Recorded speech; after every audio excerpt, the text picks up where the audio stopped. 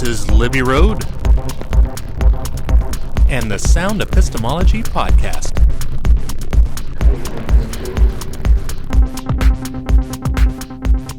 This podcast episode welcomes special guest Quayd Snell, also known as HonestApe, to our last Street Epistemology Room in Atheism Club on Clubhouse. We are moving this specific room to the Street Epistemology Club starting October 2nd. Quayd is an English teacher and runs a YouTube channel called What's Your Argument? And a link to that YouTube channel will be in the description. Quayd is also a contributor to the Street Epistemology course, which we hope will be arriving soon. Quayd helps me answer questions, and we also examine the claim that if someone believes in oral sex, they cannot be an atheist. We also explore the differences between doxology and epistemology. Let's climb into this episode of the Sound Epistemology Podcast. Welcome everyone to the Atheism Club Street Epistemology Room. We've been having these meetings every Saturday at 2 p.m. under the Atheism Club, and just want to announce that we are going to be moving the Street Epistemology rooms to the Street Epistemology Clubhouse. So if you want to continue to be notified, please just do a search for Street Epistemology Club and sign up so you can get notified when we have our clubs, our meetings there. So I want to go ahead and introduce the speakers, starting off with David Venegas. David Venegas is a musician, outdoor adventurer, and a student of street epistemology who is interested in having productive conversations. He runs the Sound Epistemology Facebook group and the Chapman Bay YouTube channel. So check him out on YouTube and Facebook. Early Delorbe, currently I work for a computer software company as a workflow developer, where I help organizations solve and automate a variety of business processes. I was originally Seventh-day Adventist growing up until my early 20s when I started to read and understand science and epistemology, which led me to the default position of an agnostic atheist. My passions include, but are not limited to, coding, hobby electronics, photography, running, and the outdoors. Quayd goes by Quayd and teaches English at some colleges in his area. Interests are wide-ranging. Runs the YouTube channel called What's Your Argument?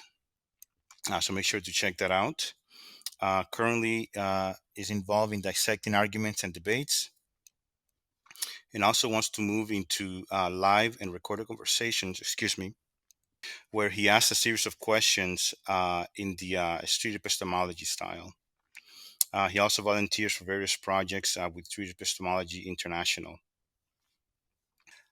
So yes, David. Let me go ahead and introduce the style of the room. So for the room, we're going to start off with an interview between David and Quayd, where David and Quayd are going to have a conversation, sort of an interview. And after that, we're going to go ahead and move on to questions from the panel. After the questions, we are going to move into one-on-one, where we bring up people with raised hands onto the stage to ask a question. And we just ask that once your question is answered satisfactorily, if you could move yourself back to the audience so we can get the next person on stage. Once we are done with the one-on-one, we are going to open up the room for popcorn style for everyone to kind of collaborate and ask questions. In the meantime, if you have any questions or need help either bringing yourself to the audience or anything else, if you could send me a back channel and I can ask your question on your behalf if you do not want to come on stage. So yes. David, the floor is yours. Awesome. Thanks, Early. And thanks for kind of filling in for Alfonso's normal role. Alfonso wanted to have the audience experience today, I think. So thanks so much for making the room, having us back. Alfonso, thanks so much for having these rooms in the club that you created. I'm excited today. Today is the last um, day that we're having the SE room in this club. Again, we're moving this room to the Street Epistemology Club, so join that club and hang out with us. We'll be starting a new series October 2nd, and we're going to have Mark Solomon back helping me answer questions. Um, so yeah, like Early said, my name is David, and I live in Olympia, Washington, near the southern shores of the Puget Sound, the body of water near Seattle, which is how I came up with the name Sound Epistemology, which is the name of my Facebook group and Twitter. Um, and you'll notice on my profile photo a ferry boat on that body of water. And that's what I'm interested in. A ferry boat is a method someone uses to arrive at a destination, much like epistemology is the method somebody uses to arrive at a belief or a conclusion or an assumption. I'm interested in the solidity of your ferry boat, and more importantly, perhaps, how you concluded that your ferry boat or your epistemology is reliable. This is where street epistemology comes in. Epistemology is the study of knowledge, how we know what we know. And street epistemology is a compassionate conversation tool that creates a space for us to explore the sufficiency of the reasons and the reliability of the methods our conversation partner uses to support a high level of confidence that a belief they hold is likely true. We do this by asking questions that focus on the actual reason that holds the most weight and gives our conversation partner the opportunity to align their confidence in the belief with the soundness of the reasons and methods they're using. You can view it as less of a debate and more of an inquiry. So instead of giving facts about why you think your conversation partner is wrong, which seems to be rarely effective, street epistemology explores why they think they are right. So, important aspects of street epistemology are active listening, mirroring, modeling, steel manning, sincerity, honesty, clarity, being charitable, all while encouraging your conversation partner to take a deeper look at their view and what causes them to be confident in it.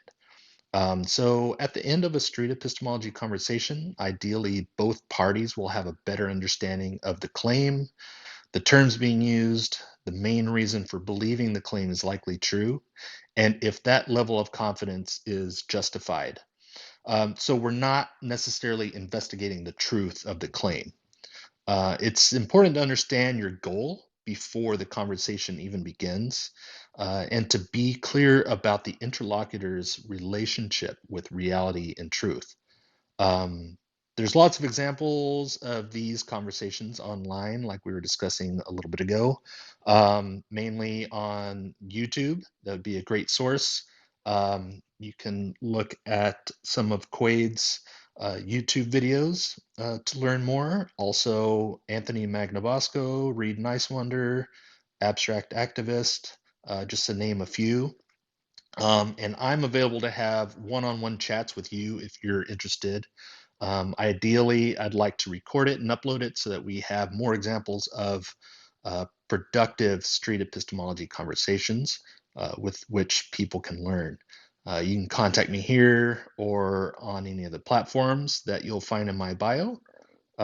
We can examine a claim that you have or just talk about street epistemology. My goal is to expose street epistemology to as many people as possible and to make it more mainstream. So I'm going to go ahead and ask Quaid if you wanted to add anything to that overview of what my understanding of street epistemology is, and kind of tell us about yourself and tell us how you got interested in this. And thanks again for being here and welcome to our club. Yeah, thanks for having me. Um, yeah, I think mostly you got the gist. I think the two main ideas that uh, we've kind of agreed on, at least in some conversations with some street epistemologists, is that really what you're trying to do is like maintain a relationship. Like you're trying to keep things um, positive. You're trying to mitigate all the negative feelings that are usually associated with talking about um, sometimes controversial or troublesome topics.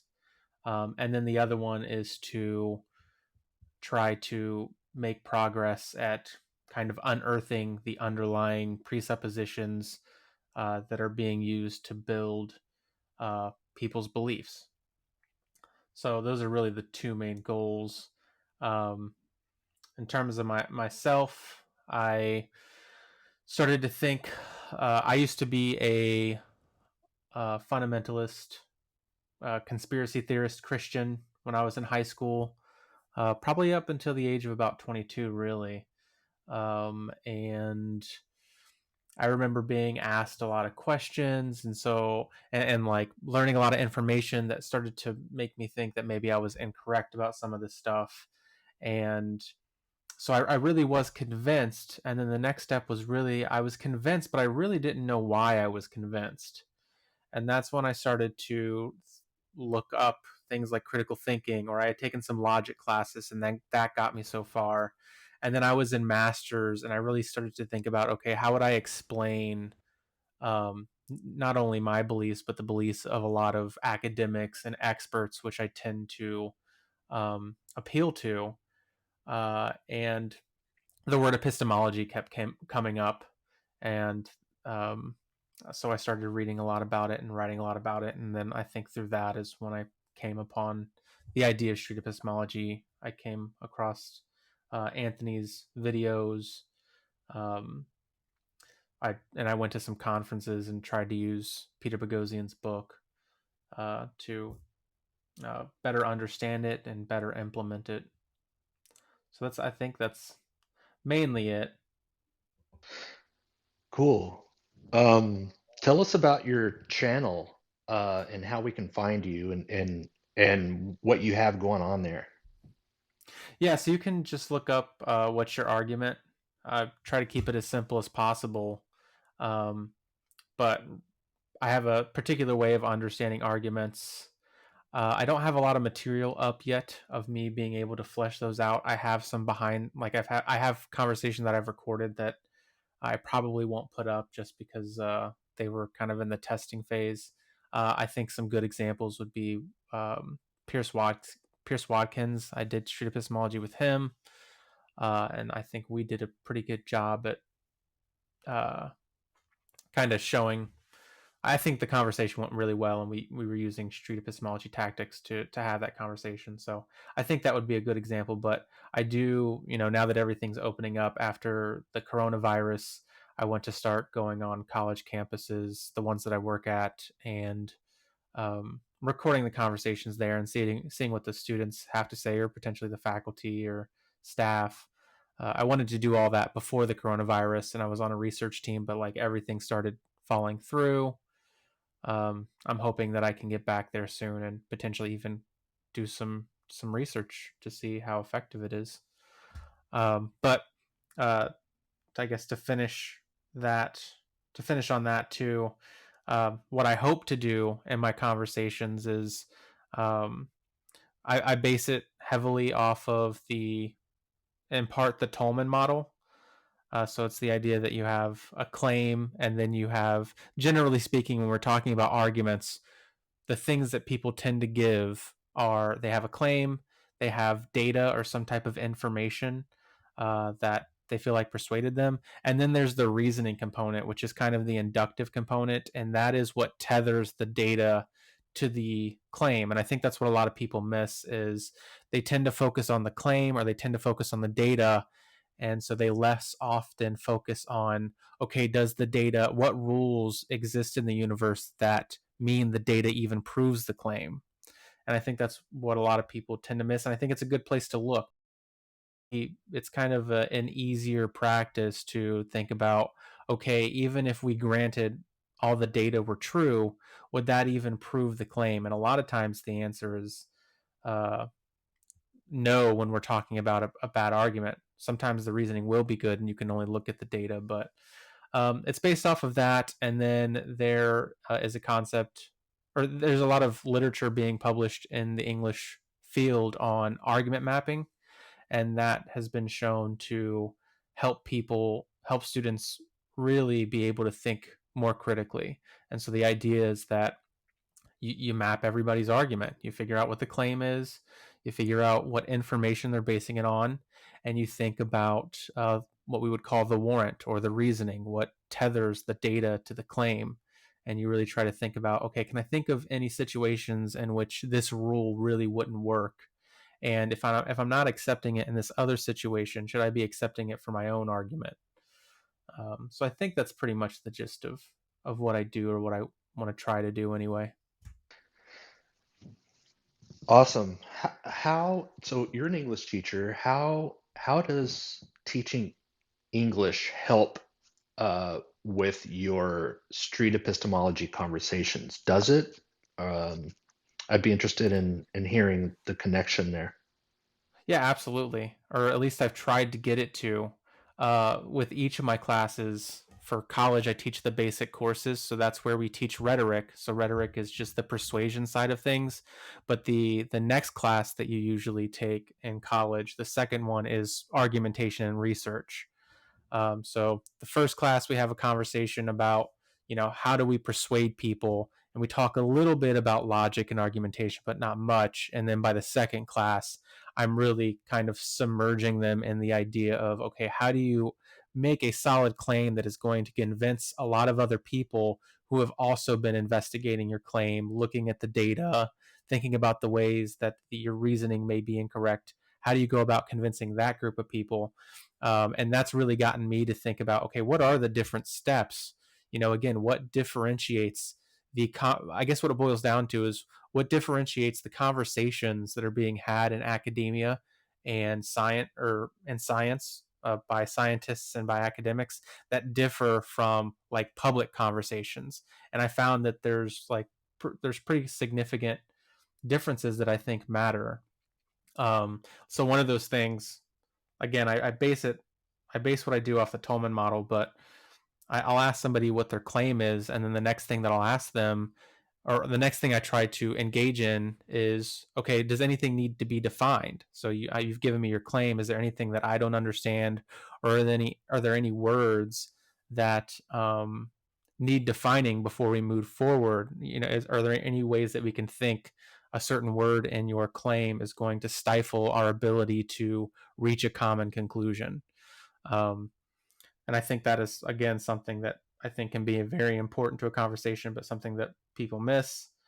From there, I'll ask what their confidence is. So once I have the claim and definition, I'll ask confidence, which is pretty typical in street epistemology as well. And then the next thing I have us do is try to create standards. So I'm interested in, okay, what would convince you that your claim, like let's assume that you have no information. What information actually would convince you that you were correct, and what information would convince you that you were incorrect? And try to like flesh that out before we get into any particulars. And then I'll ask them, okay, well, now what's your data and information? Though I don't linger on that. I just want to know, what things have you seen or experienced that really led you to believe that your claim is true?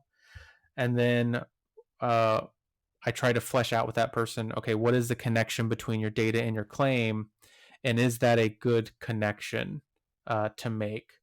So I'll try to come up with analogies in which I feel like maybe they wouldn't accept the rule that they've created to tether their data to their claim. They're of course free to say that they don't think my analogy is good and tell me why. And then if we make it that far, I'm okay with like looking at the data. Okay, so I'll even sort of grant the data is all true just to see if the reasoning is good.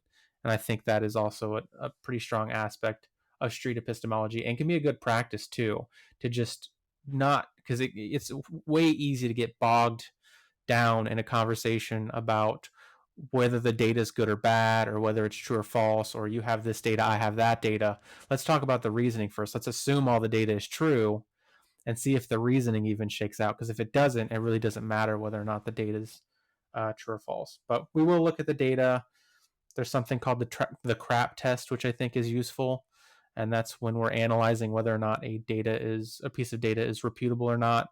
We want to think about whether or not it's current, if it's relevant, if it is, who's the authority, basically, and also what's the accuracy of the information that's being given, and then what is the purpose of the person that's kind of given this data. And then once we've gone through that whole process, if we make it through all that, because people can disengage at any time, I'll ask them their confidence level again, and then that's pretty much it. It is whatever it is by the end of that conversation. It's interesting how all that kind of works together, like just English and the instruction of it and how it can be used to improve just conversations in general. Is Speaking of claims, are there any claims that you would not examine? No, I will examine any claim. There's claims that I don't think are necessarily fruitful. So in my class, I've made a game around this to try to teach students this process. So hopefully by the end, they understand the process that academics and scientists go through roughly to accept or reject certain claims. But there's one step in that process of the game where somebody can play a who cares card. And so somebody can make a claim. And what I have my students think about is, what would it change if this claim were even true or false? And this kind of gets away, because I think what can happen, again, there are the vast majority of claims I would say that I would examine, and I would even examine really any claim just to go through the process for fun. But in terms of like, if I'm really trying to be serious about a conversation, I don't really care whether or not like your grandma's favorite food is mac and cheese. Like the impact that somebody could make that claim and go about providing data and go about providing reasoning, but whether or not that is ultimately true doesn't really have the same impact on the world as some other claims we might make. So that would be really my only consideration. But even then, if somebody really just wanted to do that for fun, I would do it just because I think it's good to go through the process of reasoning. Got it. Yeah, I try to kind of focus on how the claim affects someone's behavior, like whether they found out if it was actually not true, how that would change their daily life. So I like that. It's an interesting thing to keep in mind. Um, I've asked this from the other guests, and I was curious what you would say, but what do you think? What about street epistemology is most misunderstood from your experience? I think a lot is misunderstood. So, and also there may be some disagreement between other. There's a lot of misunderstandings that I think are legitimate. The one that I've experienced the most, so it's not the one that I think is um, the most important, but the one that I've experienced the most is the idea that, and I think it's partially why I got into this whole thing too, um, is the idea that people can't be convinced. And I've always found that interesting. So it's the idea that street epistemology is really what's the word?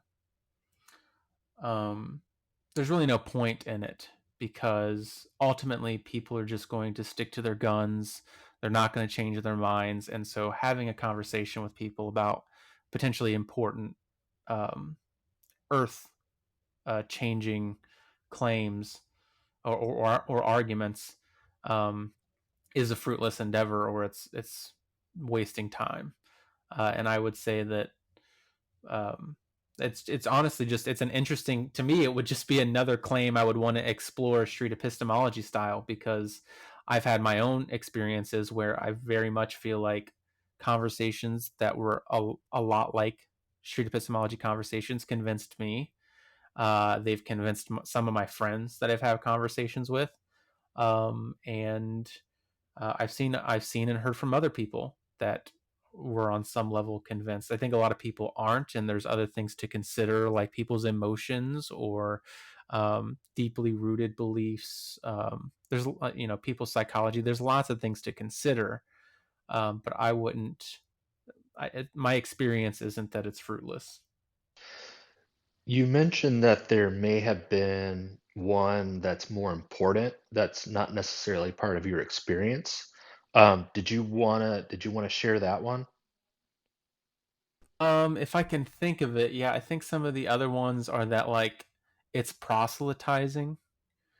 Um, which is sort of goes hand in hand with what I'm talking about. I have a lot of people who I work with that are colleagues or people who are friends that seems to be their position when I talk about these things, is that there's really no point, and you're just creating aggravation for yourself because people can't change their minds and nobody cares about this thing. Um, but I think sort of hand in hand with that, um, is the idea that uh, it was, what was I saying? I completely lost my train of thought. The criticism is that, oh yeah, hand in hand with that is the idea that um, you're just kind of forcing your beliefs on people. Like, you are just using street epistemology as an excuse to try to convert people to your way of thinking, which is also bad. So that's another thing that I think is interesting. I think I've encountered both. I encounter people who think there's no point because it's just aggravating, and you're just creating aggravation for yourself. And I've also met people who think that it's wrong because you shouldn't, I guess, try to change people's minds or something like that. If somebody were to ask you for a demonstration on how somebody has been affected by an SE conversation, and what I mean by that is like, uh, do you have like a go-to video that you could show somebody if they ask for a demonstration on like if somebody lowered or raised their confidence about a claim that basically wanted, some sort of example of how that's actually happened? Um, where would you send them if there is any? I can think of a couple, but I was curious to see um, where you would send somebody that was asking for something like that. Yeah, that's a good question actually, because I'm not exactly sure. So I'd be interested to really hear what you had to offer, because I've watched a lot of street epistemology videos, and I've also had a lot of street epistemology conversations that have changed people's confidence. But one thing that I think is really interesting, at least in my experience, is it almost never happens in the actual conversation. Um, it has happened, like, I may refer to again the video that I did with Pierce Watkins. I thought was pretty good, but we're both street epistemologists that are kind of already open to having our minds changed, or we're just so receptive to the ideas that we're willing to be very particular about what we say and say, okay, well, I said this incorrectly, which isn't common, at least in my experience. It's not very common among people to do in the general public. So it can be more difficult to get people. You at some point you'll start to be accused of being playing semantics, essentially, if you try to get people to um, reword what they said that was technically incorrect. They won't correct themselves sometimes and say that um, you're just playing semantics. So I think that an interesting thing about street epistemology, which I'm not sure to what degree it is true or not, but it is that I think change happens a lot of time outside of the actual conversation. It really takes that person being on their own and kind of ruminating on the conversation or thinking about other things to really change their positions. Sometimes it's true with me. Sometimes I really try not to be that person. And in real time, if somebody points out something that's wrong with what I'm saying, I try to correct it in real time, but not everybody's there. I have a friend in particular, it's not recorded, um, but we had street epistemology style conversations. And not once did he ever say, I think you've made good points or this and that. In fact, there was a lot of emotion. There were a lot of emotions to wade through. And I think maybe 2 or 3 years later, I get a letter from that person saying, yeah, those conversations actually really did help and they made me think about things differently. So I think sometimes that happens. There may be great examples out there. I think there's a lot of great street epistemology happening and going on. I haven't personally seen a video where somebody has dramatically changed on a position that they've had. So Yeah, I've got one. I've got one. It's one of Anthony's videos. It's it, it's in, I don't want to sound like a commercial, but I posted it in my Sound Epistemology Facebook group. Um, Between now and the next few minutes, I'll try to look for it. That way, if anybody here wants me to send them a link to that, I'll do that. And I'll send that to you too. But it's basically somebody that lowered their confidence from this number to this lower number in a matter of minutes. Now, of course, we can say, well, that's self-reporting. How do we really know that their confidence was really affected? But it is an example that I would probably show. And again, I'm going to try to look for it, find it, and send it to you. Um, but my last question, for right now, at least, I want to ask, and then after you're done answering, I will let Early ask whatever questions he wants to ask. And Early, feel free to do a reset whenever you're done with that, and then we'll do the audience Q&A. But the question I wanted to ask, and it's because I didn't want to forget about it, but it was just a curiosity thing for me. I noticed on, and I don't remember which bio platform this was on, but there was the word dialetheism. And the first thing I want to do is be corrected on how to pronounce that. But I was wondering if you could maybe tell us a little bit about that. I got really interested. And I don't know, it may be too off topic for us to go into, and that's totally fine. It just really got my curiosity going. And share as much or little as you wish about that. yeah, that is an interesting concept or idea. I'm not sure how to pronounce it. I came across it just because um mostly by happenstance or just using Google, but I pronounce it dialetheism. Um, and it is the idea that there are lots of things in essence. Some people, they're like with anything, there's a gradient to this, but it is the idea that a lot of things that seem like contradictions aren't actually contradictions, and that um, you can kind of mix with that some of the work from Kenneth Burke, who separates language into literal language and poetic language. So he calls it the semantic and the poetic. So the idea is that this is a common thing to do. We have conversations about what truth is, and this is mostly in the realm of the semantic. We're trying to say what's literally true, but we also speak metaphorically, and it's just very natural to do, and everybody does it. You have friends that you call your brother that are not actually your brother, but you mean that metaphorically. It's not literally true, but we're kind of okay with saying it's metaphorically true. And so I think dialetheism starts to get in some of that, is if you recognize that a lot of people are mixing literal with metaphorical conversations, you start to see situations, what seems like a logical contradiction between two statements, um, but in fact they can be reconciled by realizing that one of the statements is metaphorical and the other one is literal. So if I say my friend is this is my friend, he's my brother, right? And then and then in another instance somebody asks, like, are you related to that person? I say, well, no, that person's not my brother.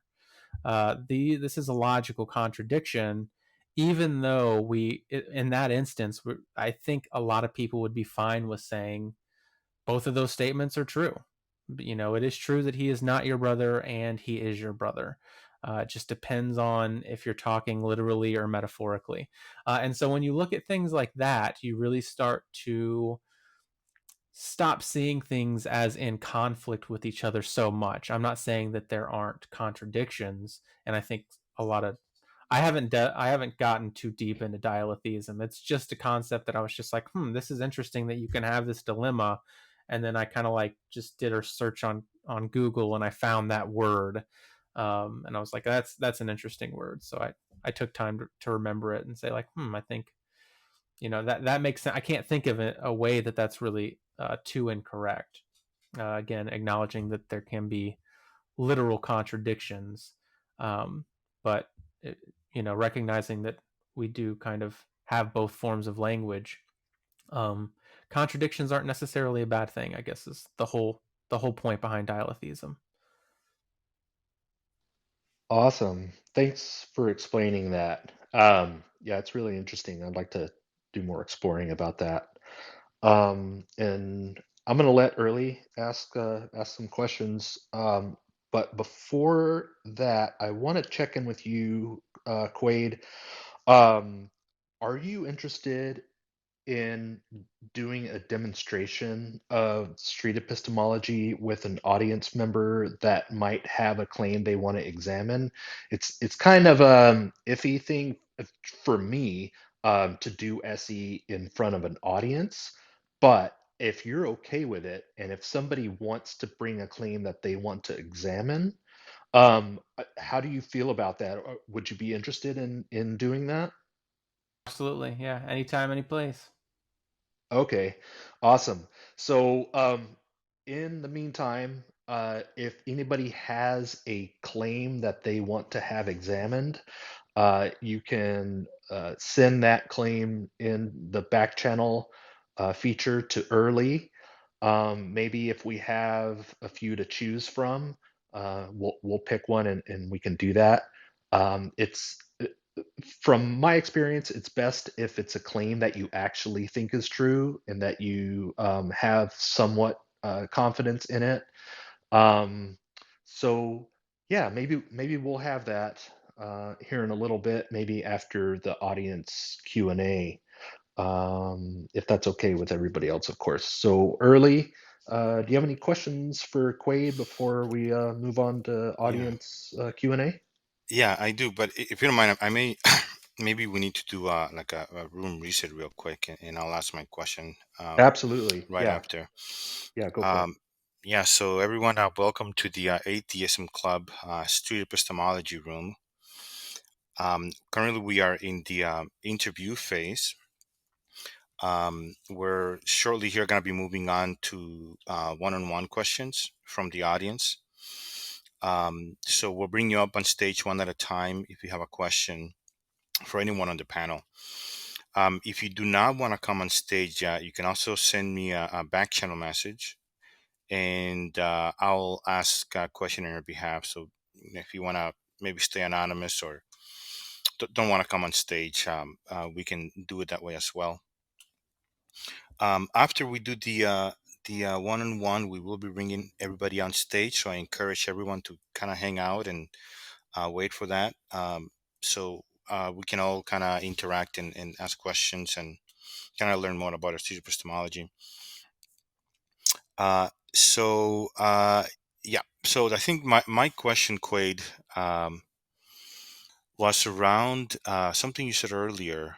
And I guess I have two comments, but my first question, you had said that you don't focus on so much on the argument, or that most people focus on the argument and the data.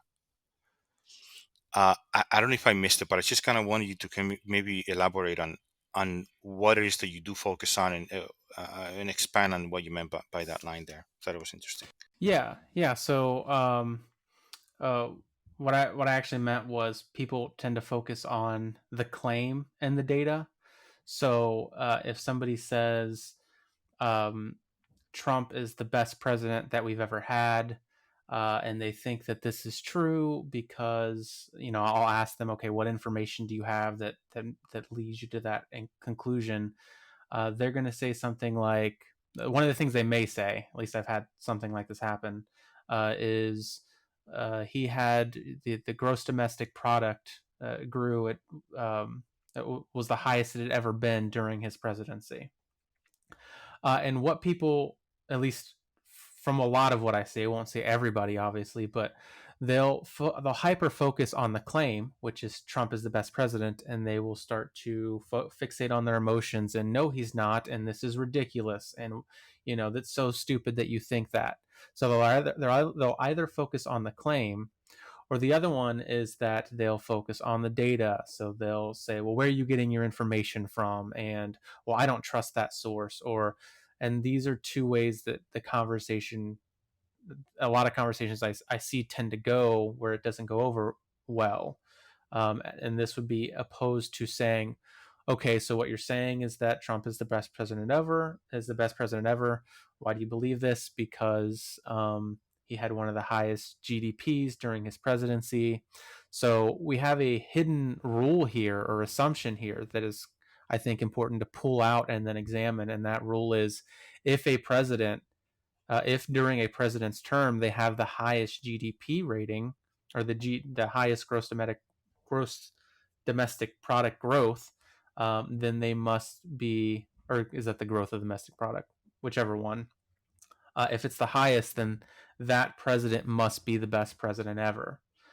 That is just the connection there. And so from there we can ask, okay, so one of the potential questions you could ask is, so if there were another president that it was also the highest during their administration, would you say that they were also the best president? And of course, this has been true for a lot of presidents, that during their administration it was the highest ever, because the GDP tends to go up, generally speaking. So it's going to be true for Obama. It will probably be true for Biden.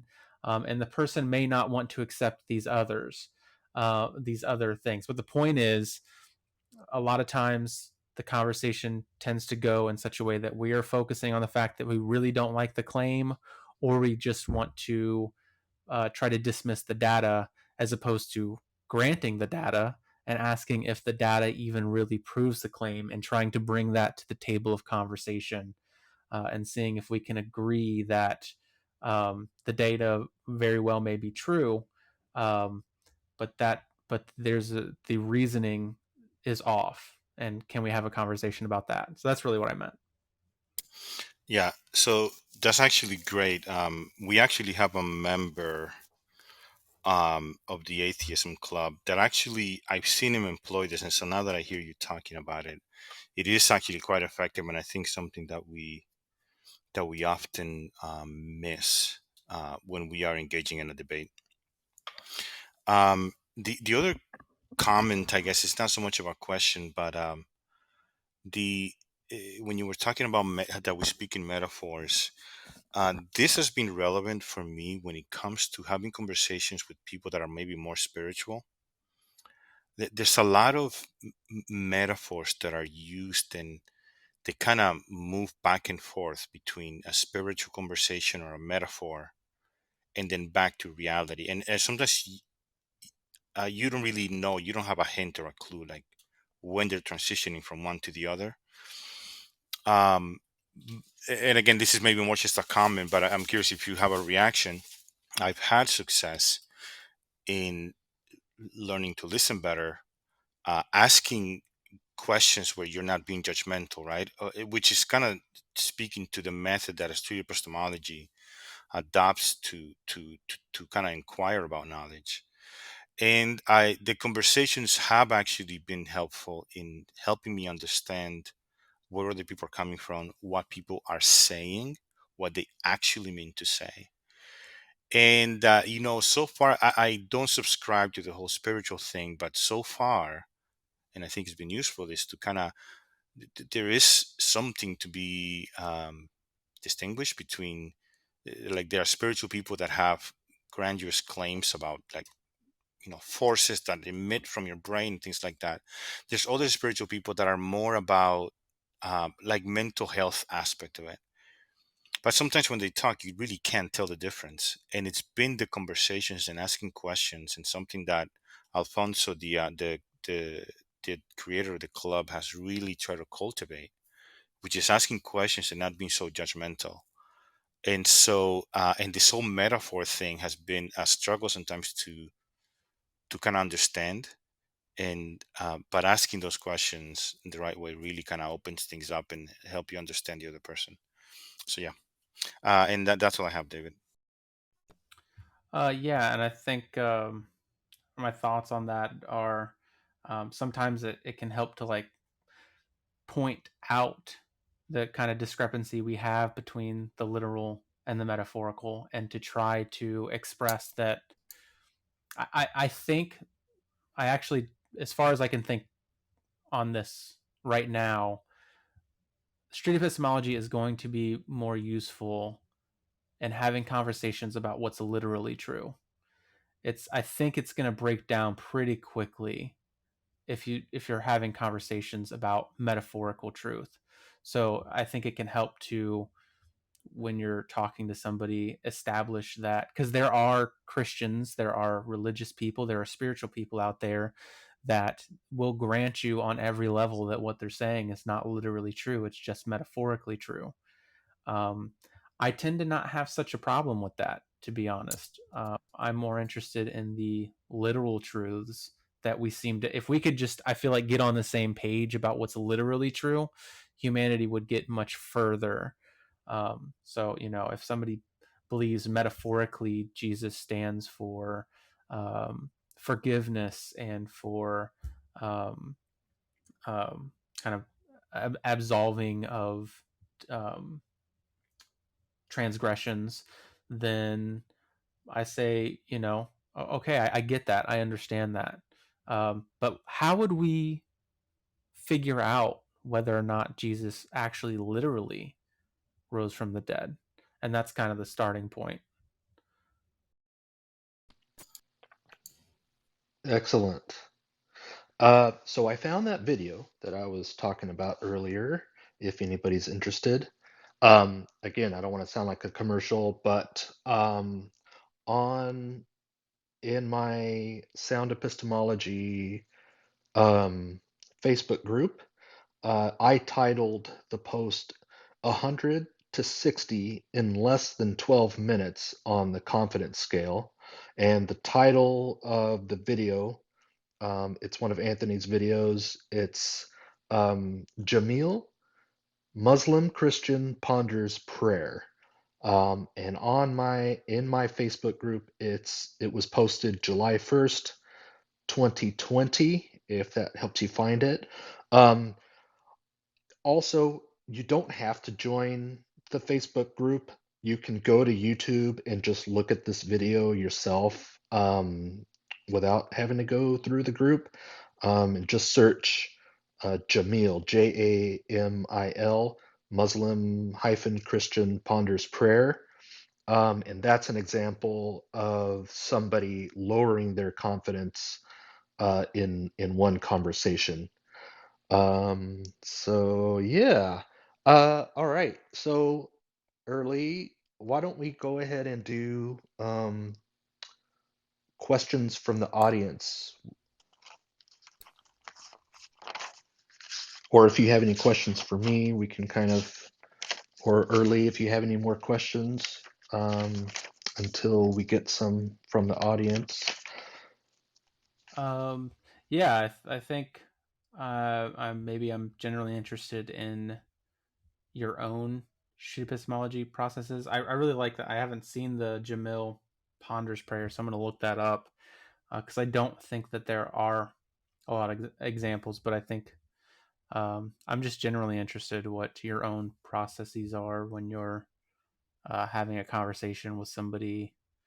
Um, yeah, I guess basically SE style. Yeah. Well, I haven't had that many like out on the street in person. I'm just gonna keep blaming COVID for that. A lot of the ones that I have are one-on-ones that I have here on Clubhouse. Um, People will contact me and they'll want to examine a claim one-on-one. I really like to do it just one-on-one without an audience because I think that that kind of influences um, the the conversation. However, I'm not opposed to anybody doing that. It's just a preference of mine that it's one-on-one. And so I came up. We have this guide with a little animation. um, it's kind of like a really nice guide to make sure that you're touching all of the aspects that you want to go over in a conversation like that. And I want to say, I could be wrong about this, but I want to say that maybe Rom had some part in making that one. You can find it on streetepistemology.com.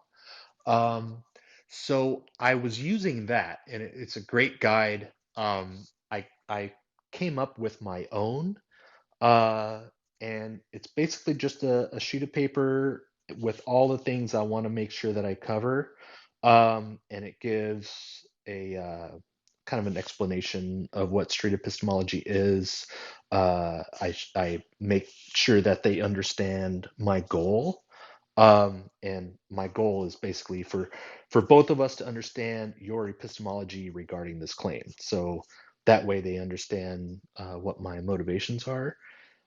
And so I kind of used the SE guide with the little cartoon to make my own.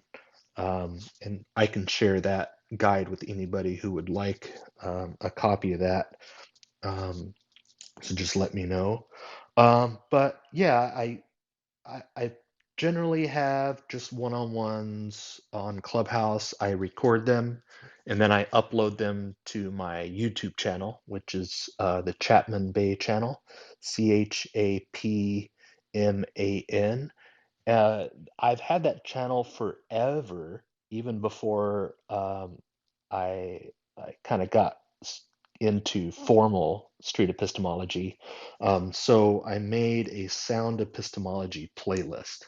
So if you go to that YouTube channel, click on playlist and then click on sound epistemology.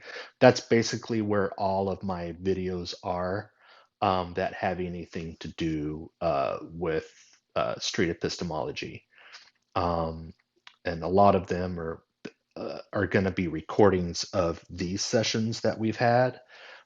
We've had Anthony and Reed, Reed again, Mark Solomon, Michael Mead, our Australian friend that does street epistemology in Australia, Rom, our Russian SE friend. We even had Jenna Belk from the atheist community of Austin come on a couple weeks ago. So we've had a lot of really good guests. And so I just basically take those recordings and then put them on that playlist. So that'll get you going at least for a little while.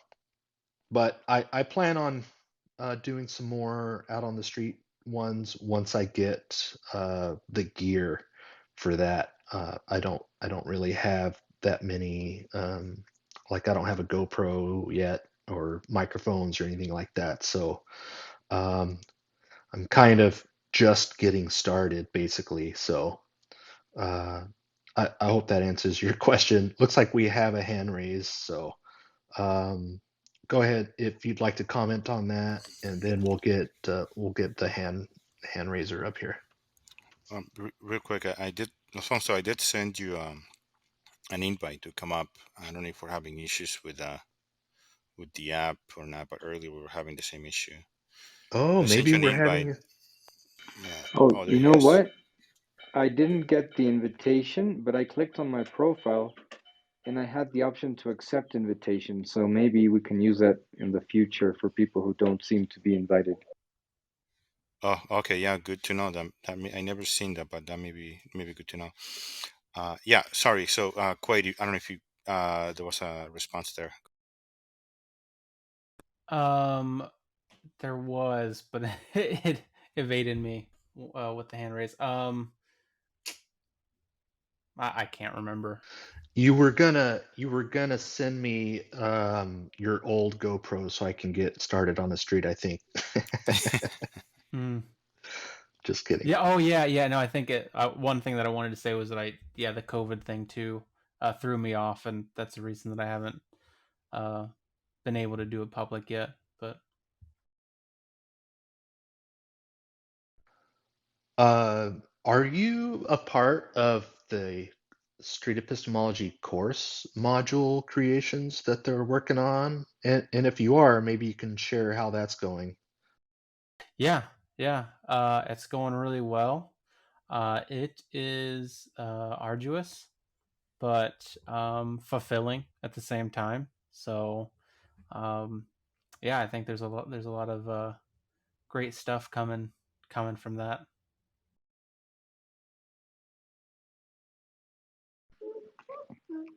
Should I ask a question? Yeah, Yeah, please. Alfonso, go ahead. Cool. So, well, this is a question for anyone, I guess. Do you have a clear difference between different practitioners of street epistemology?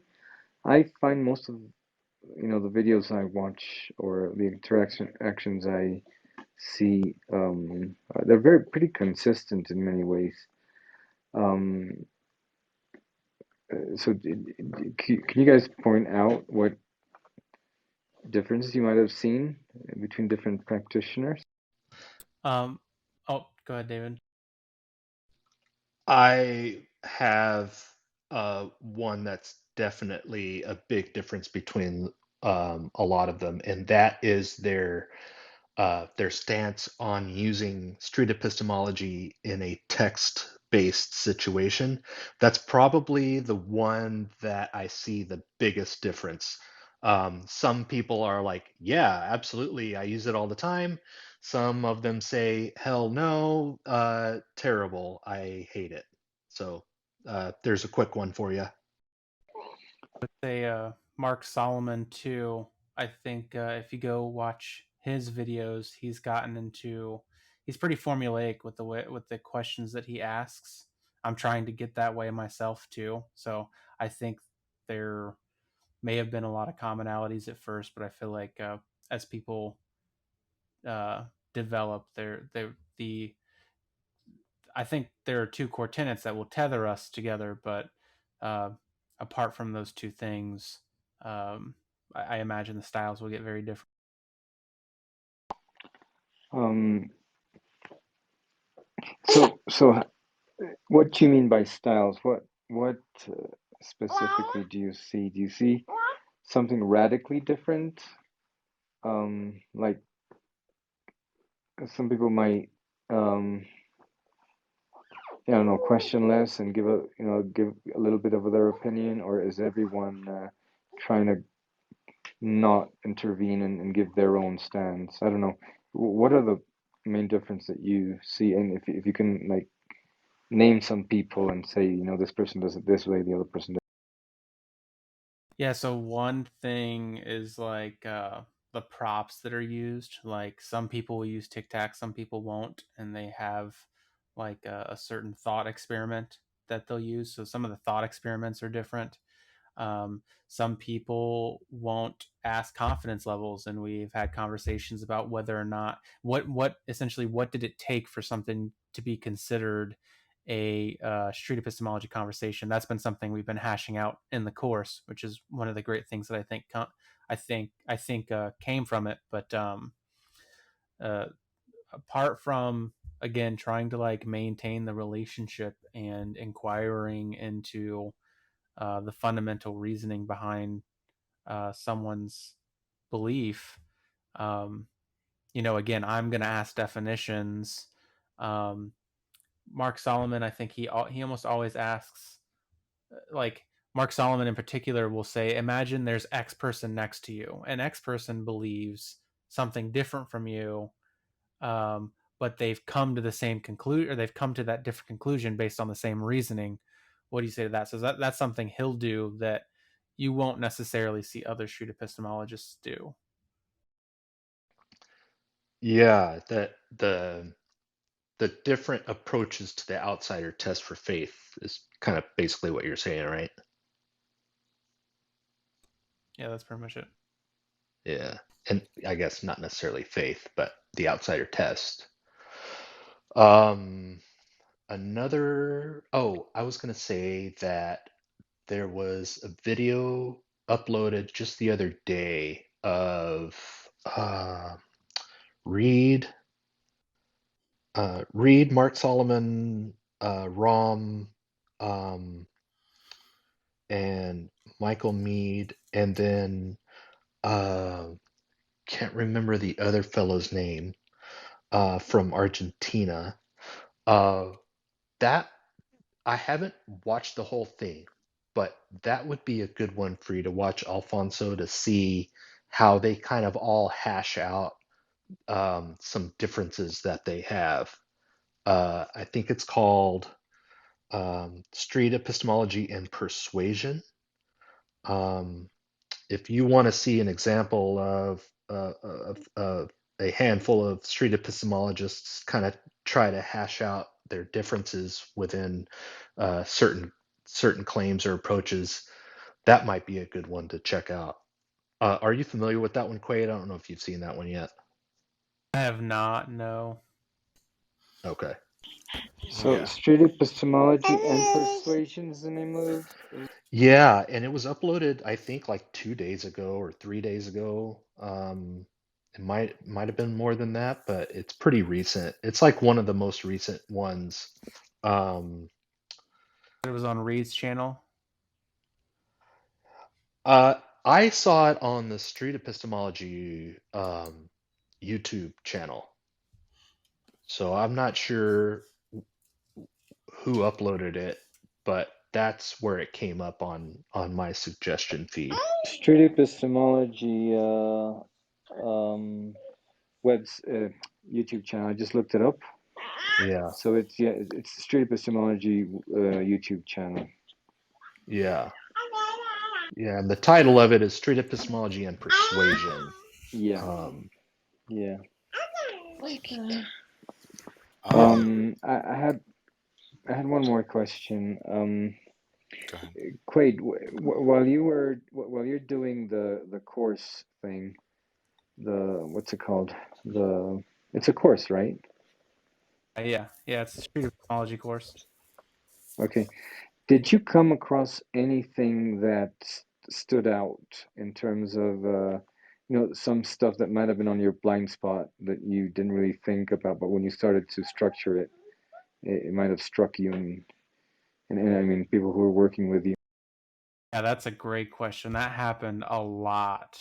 At least with me, it did, where I would be helping other people, and then someone would bring this concept in that maybe they had just thought of, or other people had talked about it before, but I hadn't heard it before. Like one of the things I'm thinking about just recently was this idea of adopting the burden of understanding as like the role that the street epistemologist is like adopting in opposition to the burden of proof. Or they didn't say that, but that's immediately where my mind went, was like, oh, so yeah, the street epistemologist really is trying to get into the mindset of adopting the burden of understanding. So recognizing that that's your burden now. You're not adopting the burden of proof, but if you do want to understand that person's burden of proof, you have to adopt the burden of understanding. So that happened a lot, where there were just new ways of like understanding what a street epistemology was and the way that it worked, that really like grounded me in terms of thinking about like what I wanted to do in my own practices.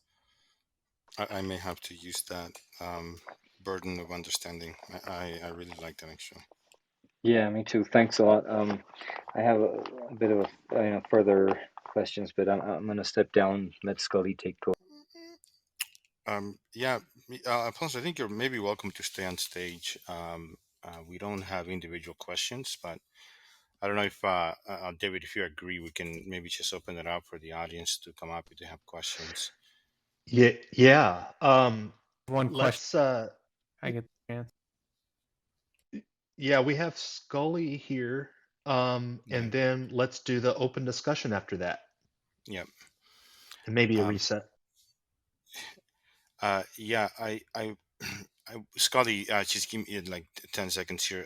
Quayd, what do you think about Pine Creek? Regarding Alfonso's question, Pine Creek kind of stands, a little bit on his own when it comes to the style that he uses, or does that not even count as street epistemology?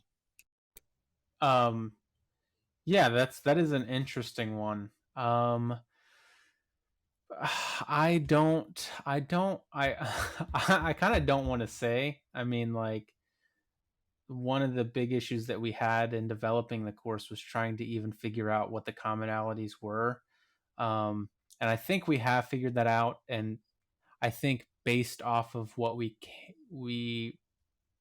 came out with, or based on what we came out with, I would say it's probably not considered street epistemology in a lot of the ones that I've seen. I also have, in terms of videos, I've seen maybe 10 of Pine Creek's. So it's not like I've seen everything. So he may very well be doing. I honestly haven't seen any. I haven't seen him talk to anybody that is making a claim that he necessarily wants to dissect. So that's one issue. Is most of the time when I see him, he seems to just be like kind of goofing off or making jokes, which is completely fine in street epistemology. So Okay, yeah, I did get a chance to see him do some SE, but he is a bit more forward.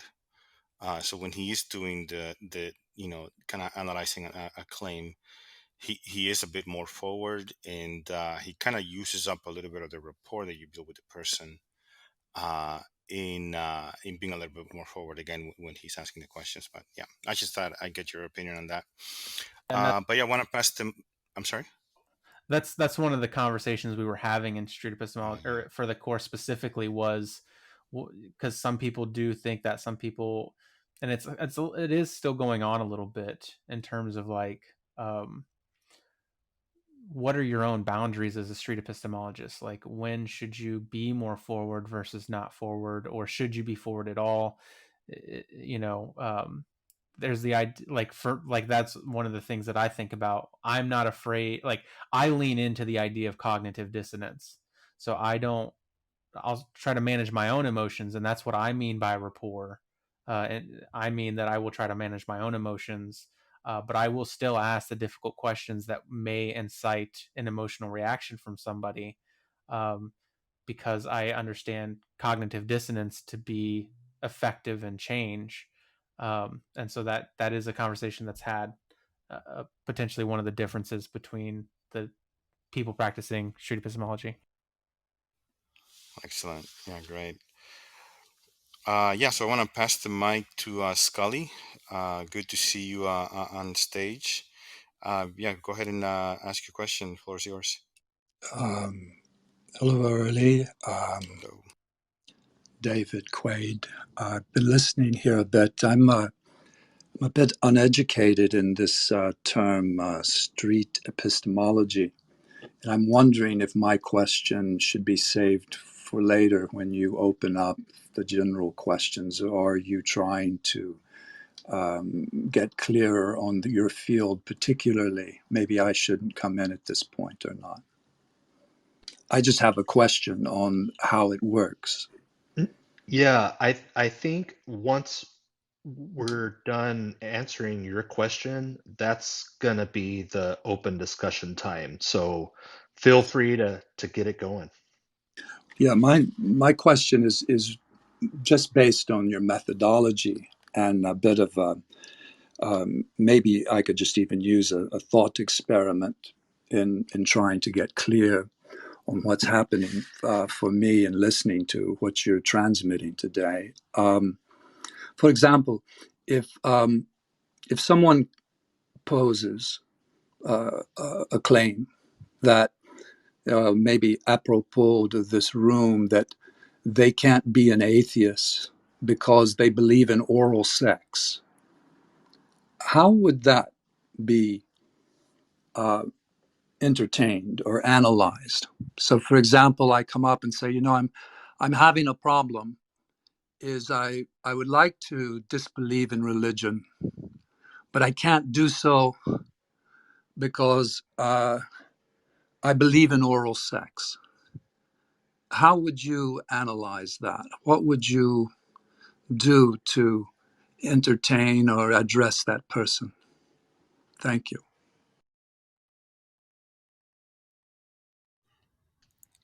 That's an Quayd, interesting one. yeah. That's really interesting. Thanks for asking that. Go ahead, Yeah. Quaid. So, okay. Yeah. I would want to. So I would try to make sure I understood their claim first. So their claim is that, I think the claim is that someone isn't actually an atheist. Is that what the claim is? So that's where I would start. Is like first trying to clarify what they're actually saying is true. Is the claim that they aren't an atheist, or is the claim that people who believe in oral sex can't be atheists? The claim is that those who believe in oral sex are religious, and Okay. those that don't believe in oral sex would have to be atheist, and that this person is saying that he can't be an atheist because he still believes in oral sex. And in fact, he enjoys oral sex. Okay. All right. So I may just fixate on the claim that people who are religious believe in oral sex. And then so I would ask them what is that based on? What information or data to them proves to them that people who are religious believe in oral sex? Or I'm sorry, people who are religious believe in oral sex. Yeah, and then, for example, he says something like, well, there's a myth, there's a part of the Nag Hammadi library that speaks of the Virgin Mary and her sexual relations, that she actually had oral sex, but she was still a virgin. And so this question that most of the birth of God and Jesus is not based on reproductive sex, but virgin sex. And he gives this as his reason. Well, how would we proceed from there? Okay, so it sounds like what's being said is the claim is that, again, people who are religious believe in oral sex, and the data is that there are ways of understanding the Bible. Not exactly sure I think it's called the Nag Hammadi. Am I Right, pronouncing that Nag correctly? Hammadi library, the Gnostic texts of the Bible. Yes.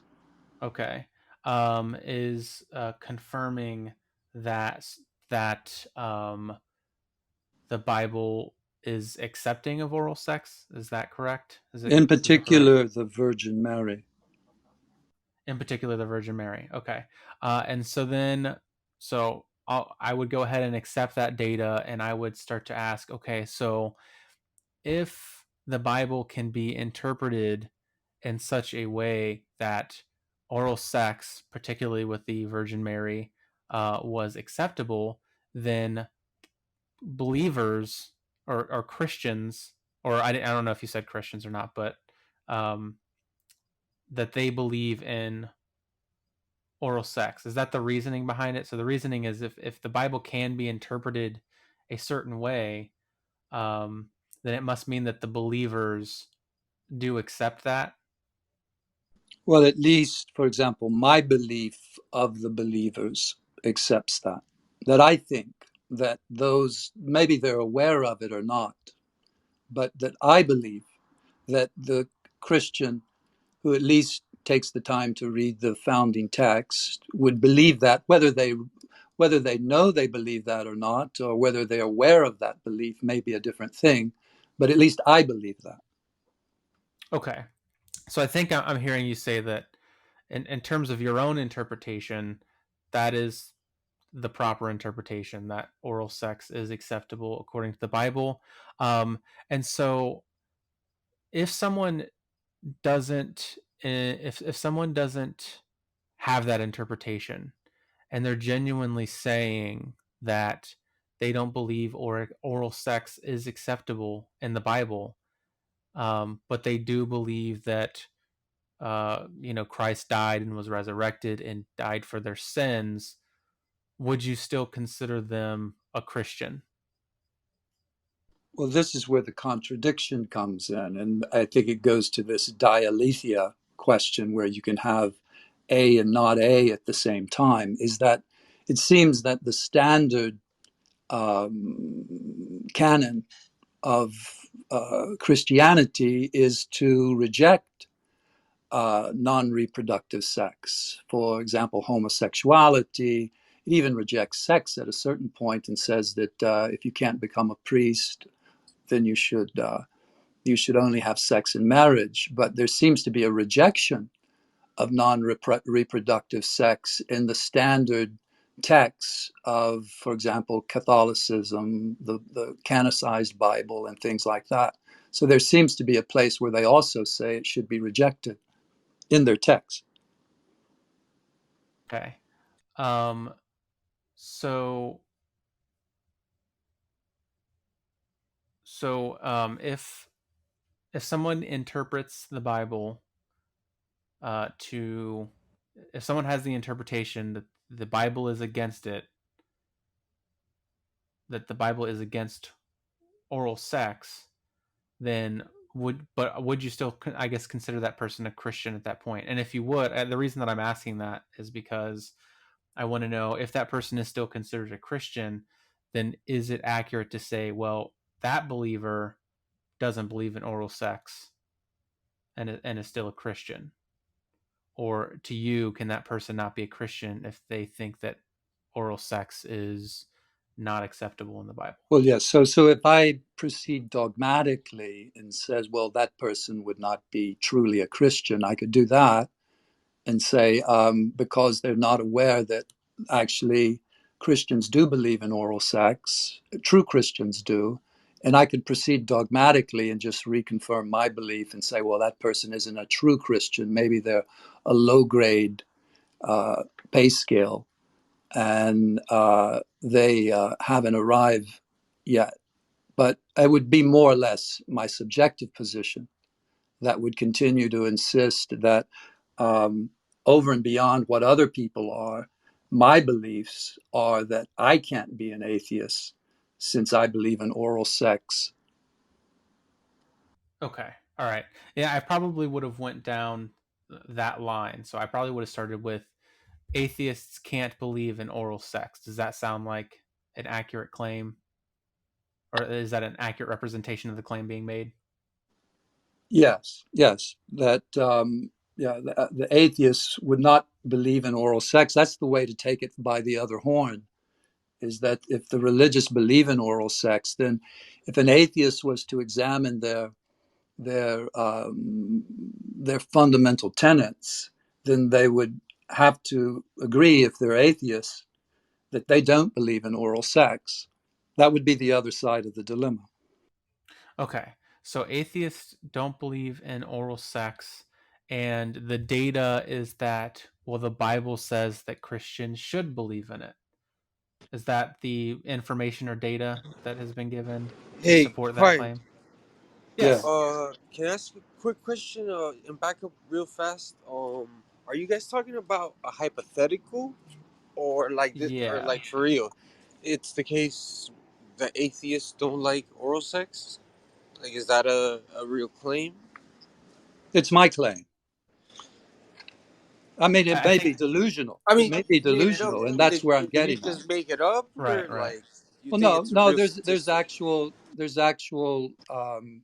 At least for the Christian version, there's actual texts that back it up. No, Christian version.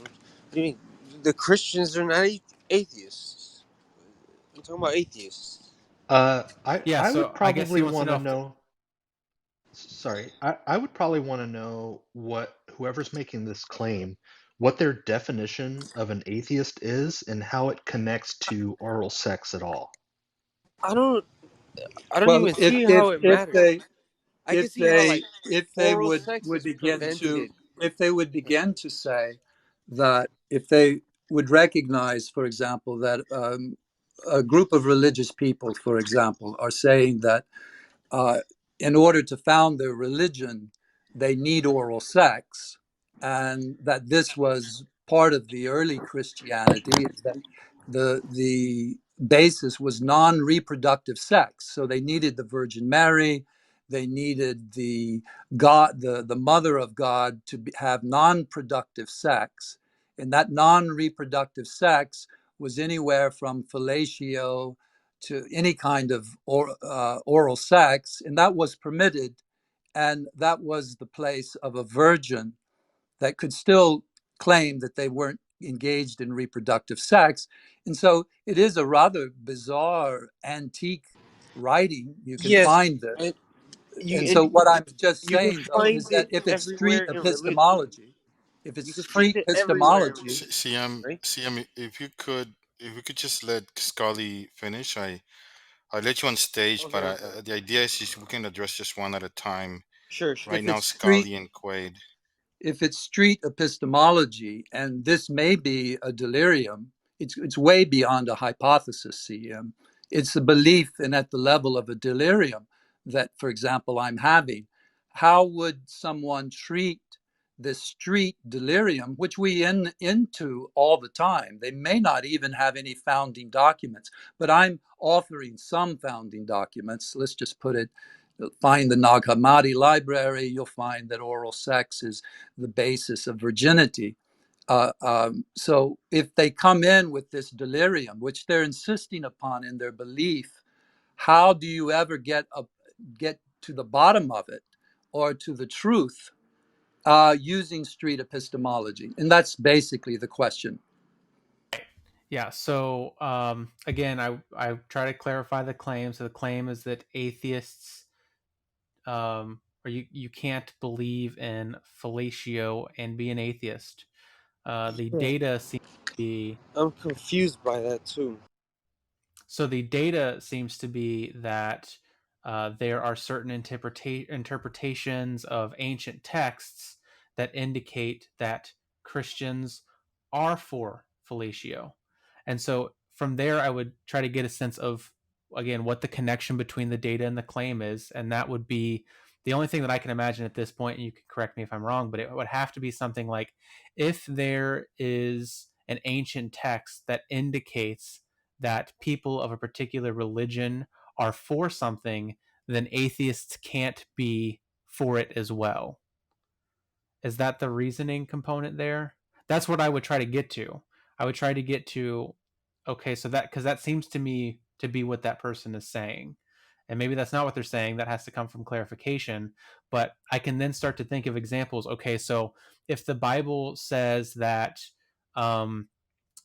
humans uh, have five fingers, or not the Bible. Let's say if a religious text says that humans have five fingers, and the believers believe that, does that mean then that atheists can't believe that humans have 5 fingers? That's awesome. That's great. I love that. Okay, that example gave me of how you would work. That's what I was asking. Of That how sounds a would you little work? weird. How would you Wouldn't we work know you have using? 5 fingers I'm sorry. CM, can you before? please, when you start talking, we can't hear Scully. If you could stay muted until we pass the mic to you, that'd be really appreciate it.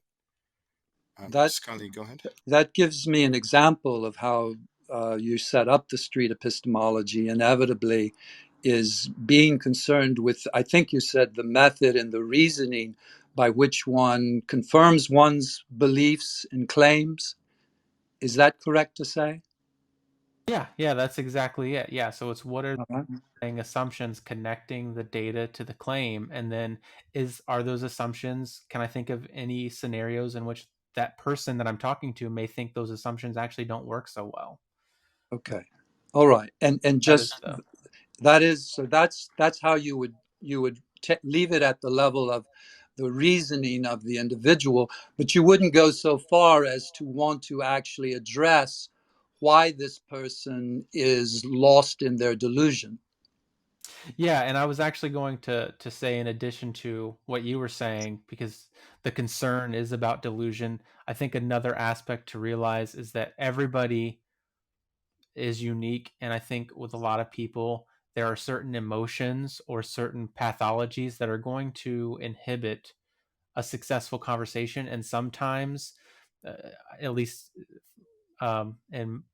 in my opinion, it's a good it takes a good street epistemologist to understand when they're dealing with that type of person, when they're dealing with a person who is so occluded by their emotions, um, or has certain pathologies that the conversation just isn't going to be possible, and to recognize that and to step away or to not have that conversation is also a possibility. Would you go as far, this is my last question, would you go as far as to want to enter in to the method of their madness, to say, well, wait a minute, as bizarre as this may seem, and no doubt, CM, you're confused, but as bizarre as this may seem, that there's a statement of Shakespeare, for example, there's a bit of method in madness.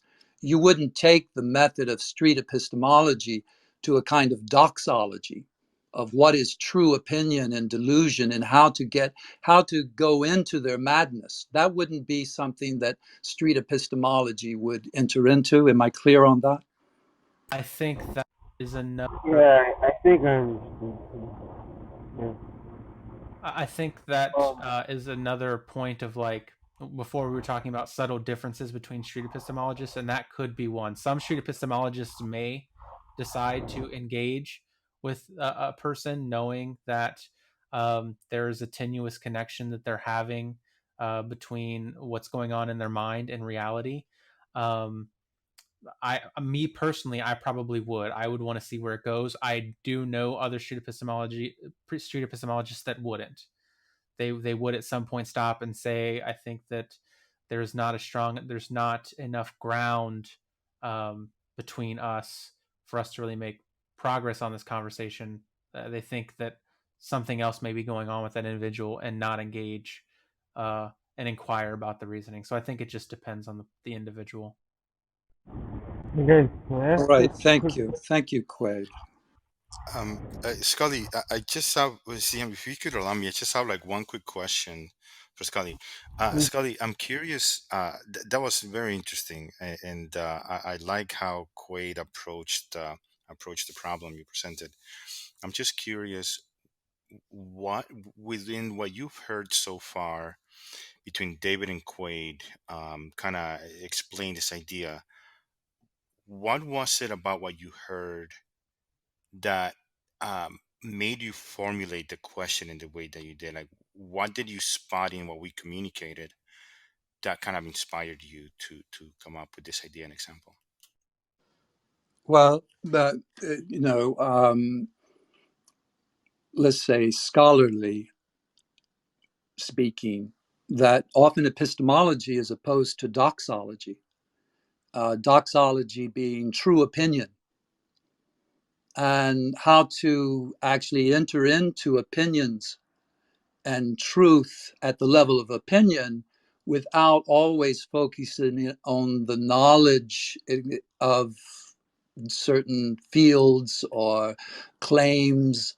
So, without reducing truth to knowledge claims, whether they would be based on the senses or on canonical texts, but that one could develop a doxology in going into truth without having to rely upon the epistema all the time.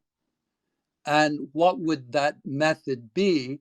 And I was trying to ask, if you'll forgive me, a bizarre enough question to see, not too bizarre really though, to see actually where the boundaries would be drawn. And Quayd answered that. And one of the reasons that I am particularly interested in this is I work in psychoanalysis, Lacanian analysis, and I go exactly the opposite direction and have to go into the delirium and the doxology without having to presuppose that we're trying to establish true belief or a doctrine of manifest knowledge and these kind of things. So that was my background. Thank you for your question, Early. For sure. Yeah, so CM, go ahead. can I ask a really fast question? So I know Scully, he kind of, I don't know, take it back on topic, You and sound a he little got more. muffled, CM. I would love to Sorry, hear what you have to say. You sound a little muffled. there.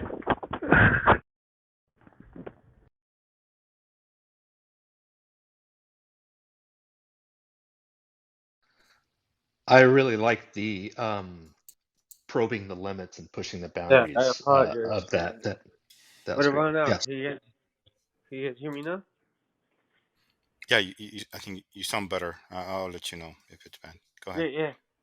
So again, Scully was maybe trying to bring it back on the topic, your guys' original topic, got like more philosophical.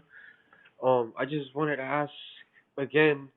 I guess maybe this just was some example of something that you're talking about, but the example about I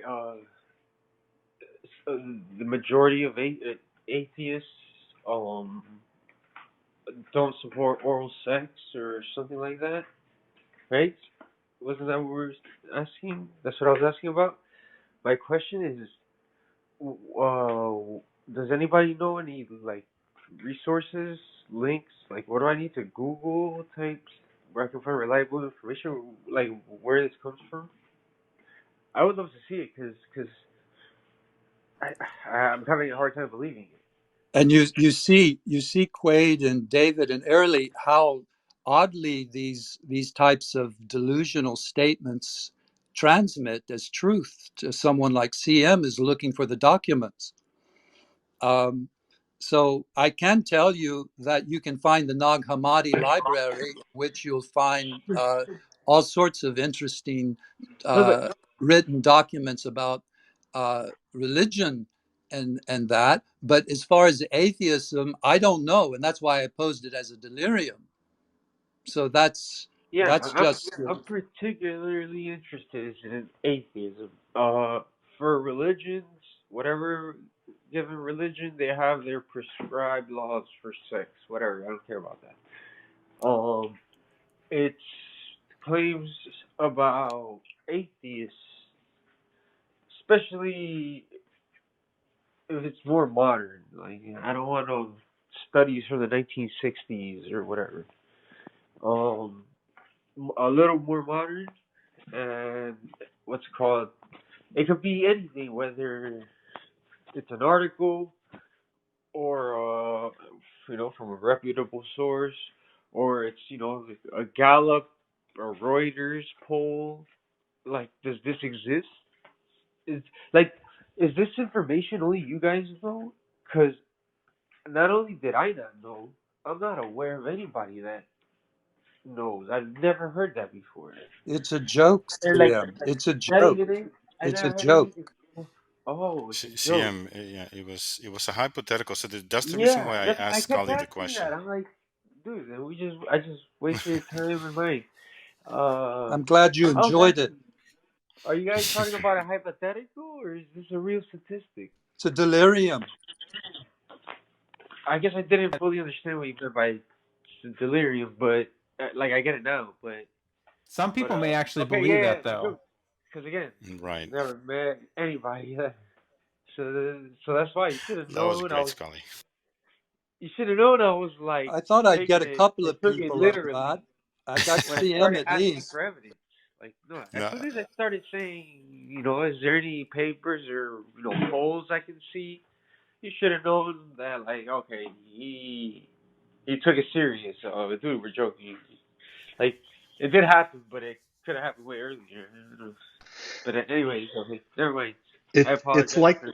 it's a joke, but it's also not a joke because there's a lot of And what? beliefs, and this would be an example of maybe a belief that most of us would possibly think is absurd. But that's the whole idea. Like I think what Scully was presenting was how do you go about examining somebody's epistemology about a claim like this based on the information that they give you, and like what's the process that we would take for a claim like this. And for me, it's not even the information they give you, the information that exists. Sorry, I was taking it again seriously, like in real life, IRL, and so Yeah, and again, you can. Another thing that I could have done, which wouldn't have been street epistemology, would have been like, that's a ridiculous belief. Like, how do you even make that? I can go on this tangent, yeah, it's ridiculous. but it's not going to be as effective as really trying to get to the reasoning components of the belief and to have a conversation about those. That's it. You have to go into it. You just can't reject it. And the whole problem of fake news as we have today is right there. Is how do you go into it rather than just being scared of it and astonished by it? yeah. So Scully, when you asked the question, I didn't want to ask the wrong question, but I was also gonna ask you. Could you try and guess what the reaction of the people on stage was when they heard your question? Like I wanted to ask you that, like, what did you think we reacted? Like, 'cause I wanted to know if you were like aware or not Yeah, that well, that was it. there's a chuckle. It was a designer-made statement for this room. And that was great. It really was. I mean, I don't know you, so to me, I just try to go like right into the thing. I wasn't sure if you were serious or not. I was like, you didn't say anything that indicated one or the other, but either way, yeah. I mean, the thing is, like, I've had a lot of conversations where that's like a really good example because that happens a lot where somebody's claim is so from what you can see so egregious and the data that they're giving seems so like so disconnected from seems it impossible. It's a non sequitur. I hate when yeah, it's really hard to know how to they'll engage say, with it. "Oh, because of this, that happens," and there's no immediate, even obvious. There's almost no relation, and in logic we call it a non sequitur. Yet people trot it out like nothing, like like you're proving a math theorem, step by step. Every step is rigorous. I don't know. They make these logic. They're just they're just making. They're using logic wrong, obviously. But guys, Um, I wanted to. I actually don't know too much about the specific street epistemology you guys are talking about. So I just wanted to thank you guys, for for the time letting me up here ask the questions, and wanted to thank you guys for your patience. If I'll move myself back to the audience. We're on round table popcorn. You can stay, Camilo. I was gonna Okay. say in regards to this whole outrageous claims need outrageous evidence, perhaps. I think that's what makes street epistemology a great practice, because it's a meditative. I think. Oh God, can you guys hear me? Wait. Hello. Yeah, we hear you. Hello. Hello. Hello. Hello. Hello. Hello. Okay, sorry. I I walked away from the Wi-Fi. I didn't realize I was going so far. I think what's so valuable about practicing street epistemology is I was saying it's a bit of a meditative approach of active and non-biased listening, right? And I mean, not absolutely non-biased, because you need to have a bias to ask the questions that you want to ask in order to be critical. But it's it allows you to calm your mind a little bit and not to react, and to actually have the patience to listen, hear people out, and not just assume that you know what they're saying is ingenuous or anything like that. And I think I'm finally getting possessed by the street epistemology spirit. I had an interaction this week, and yeah, I was thinking, now I understand why you asked these questions, because it's one thing leading to the next, and that doesn't have much to do with what we're saying right now. I think the point I was trying to make is it opens you up to have conversations with people you might have dismissed earlier, that you might have not had the patience to deal with, or just thought they were disingenuous. I have a quick question for CM. CM, do you mind if I ask a question real fast? Oh man, go for it. Okay, cool. I was curious. So say this happened in real life, where you and Scully were engaging in a conversation, and Scully brought up that claim, um, and maybe you weren't The sure if they were fellatio serious or claim? not. The Yeah, fellatio? yeah. Okay. So I was curious, what would be your goal in that conversation? What would you want to achieve No, in that? immediately, like, so I wouldn't have waited my turn. I wouldn't have waited as long to go straight to the point. Like, what are your sources? Where are you getting this from? Is this from, reputable sources, that, the Associated Press, or is one of these Gallup or Reuters polls? Like, because because it's not only not true for me, it's not true for anybody else that I know that's an atheist. And I've never even heard, like, in every atheist, I never even heard any atheist, any, like, real atheists talk about anything like that. I'm the first. Almost any restriction besides like pedophilia and shit like that. Like for the most part, these consenting adults, atheists, basically, or have the stance that this, with if it's only between whatever two consenting adults, then everybody, it's nobody else's business. Yeah. Yeah, So so So it sounds like you want to get information from them that no. So proves again, what they're yes, that was just a that proves. reason of why I not only do I not know about anybody that believes that, Yeah. and that's one of the reasons why I find it so hard to believe, and plus the reason that it's not true for me. Of course, I like fellatio when I have it. I've never heard any atheists on a message board, on Clubhouse, on Reddit, anywhere Yeah. ever mention anything close to it. That's why. Yeah. That's why it's Well, it's yeah, like that's what I wanted to ask. I was like, okay, so what would be what's your goal in the conversation? Would you want Scully to change their mind? Would you maybe well, want no, to no. I try? mean, I don't know exactly, because I don't know the context of how we started the conversation, but Mhm. Okay, but if we're just let's say I just got there. You guys are sitting at a bar, and I just got there.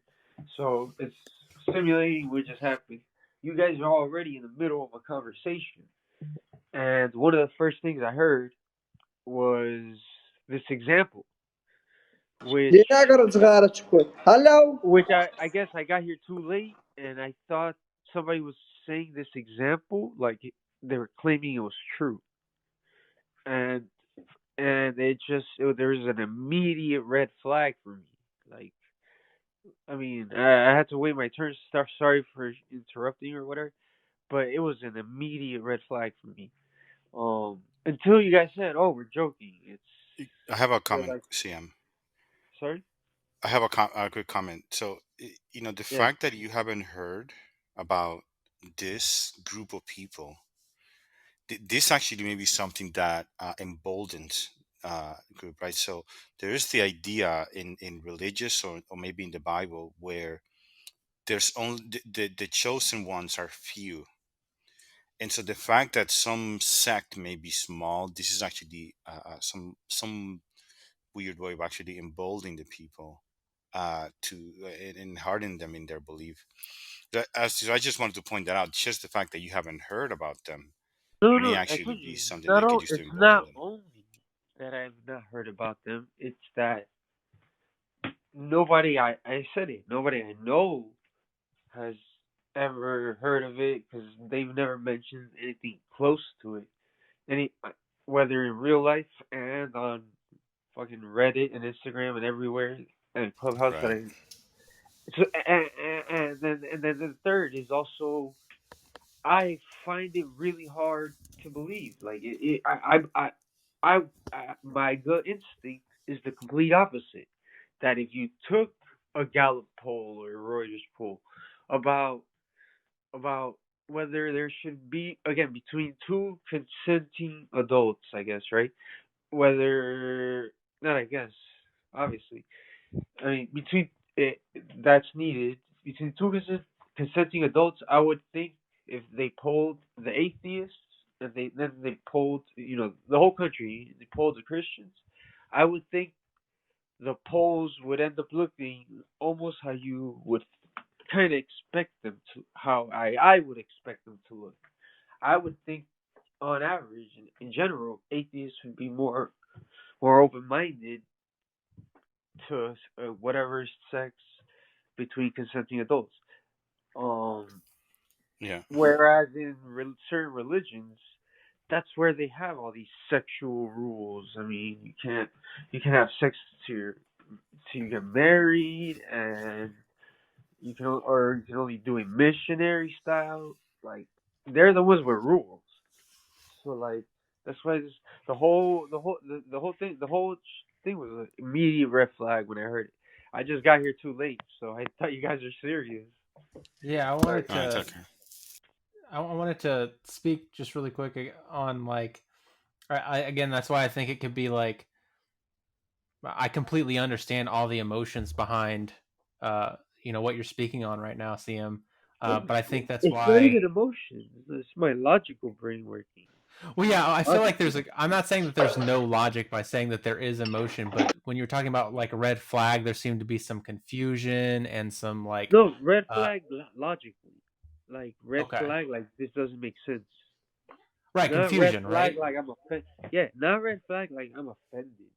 No, Right. No, red no, that's flag not what I was saying. like I heard No, like I heard 2 + 2 = 5. Red type right, of red right. flag.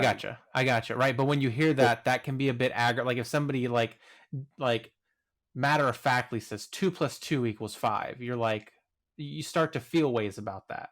There's still logic behind what you think, but you still feel ways I mean, about the yeah, fact of that course. this person is I right. feel a certain way all the time. Always. And so But that's where I think it can I help to would like respond with a lot. My rebuttal would be a logical right. question right back. I mean, I'm trying to get to the truth of the matter, but I'll be quiet though. Early, Right, yeah. once I get to Yeah, somebody Yeah. else, I guess. No, I mean just You maybe guys, less interrupting and let's just allow people to also contribute. That's all. of course. uh, I thought I was asking questions. Sorry. But I Real, was gonna, real quick. yeah. Speaking of interrupting, we're coming up close to 2 hours in the room. Quaid, I just want to check in with you. I know that you had some other obligations today, and I just wanted just to do a quick check in and make sure you're welcome to stay as long as you want. I really appreciate you being here with us today. If you have to go, that's totally cool. I would just wanted to give you that opportunity to uh, um, as like an off ramp for you. Yeah. Um, And if you decide to go, thanks for sharing. I enjoyed what you said. Oh yeah, thanks. Yeah, no, I probably should. Like I said, I am entertaining guests, so I'm going to go do that. But I do want to, just as I had a question that I thought of earlier on, and maybe it'll get answered at a later date. But I am interested. I would be interested to hear like about some of the worst conversations that some of you have had, and maybe even trying street epistemology and how they went, or the worst conversations you've had even trying to do street epistemology. I think can be really interesting to talk about. But that was my final thought. I would say my first 5 attempts were probably my worst, just to give you a quick answer. I think once you The start to first, get the hang yeah, of it, first attempt was hold on, what? Camilo, you always interrupt. I know Camilo from the first week I'm here. He's brilliant. He's a mathematician, but he loves, he can't hold a thought before interrupting. No, it's okay. I'm not interrupting with a paragraph. I just want to hear the question. I know. You can't talk if you want to hear the question. No, so what I want, I don't even know if I remember. Oh, I think once you get the hang of it, and that's what amazed me in the first rooms we had with David, and then even people who weren't street epistemologists, Ari, a member of the club, um, the cool, keeping your cool when someone interrupts you or someone starts getting aggressive or defensive. I think I think the more practice you have with it, the harder it is for the conversations to go wrong. You really have to find someone who's just looking for a fight and they won't budge, right? Because it's such a soft approach at having a conversation. You're basically putting all the focus on the other person. So I did a room this week, and David came in, and it was called Being Invisible, which is something that I did it under Street Epistemology Club because I'm trying to learn more and develop my technique. And I think that's what you're doing. That's my approach to it. I try to make my presence the least relevant I can, so that the journey is led almost by the other person. All I'm doing is finding where I find cognitive dissonance or something that might strike me as challengeable perhaps, but I don't challenge it straight, forward. I don't do a straightforward challenge. We go with the survey questions. How certain are you about this? What would change your mind? What would make you more sure about it? So I think the occasions where it went wrong for me, it's because I was too soft, and it just became I just allowed the person to preach to me, and I listened to them, and I was like, oh, I understand where you're coming from, and it just became a conversation and not a challenge in your belief or a questioning session. That's my input. For me, go ahead, Quaid. Go ahead. I was gonna say I had similar experiences to Alfonso. Yeah, I haven't had a chance to do a lot of SE sessions, but I can tell you my personal life. I have had these conversations, and they went as you would expect someone that doesn't know the SE method. And I think the biggest problem is basically you pursuing whatever cognitive dissonance or trying to gain some validity in their arguments when the person like no longer wants to have the conversation, but they are compelled to stay on and defend their point, but you can tell that their emotions are rising and uh, they're no longer in a cool state of mind. And I think it's what I think sometimes people call that like the angry atheist phase kind of thing, where you kind of just go and try to dunk on people. And I think I got some very negative feedback, weeks or months after that conversation happened, about the way that person felt after they left the conversation. And, they even described it as having a spiritual crisis because of how they felt and the doubt they had, right? Because it's part of religion to make you feel guilty if you don't believe.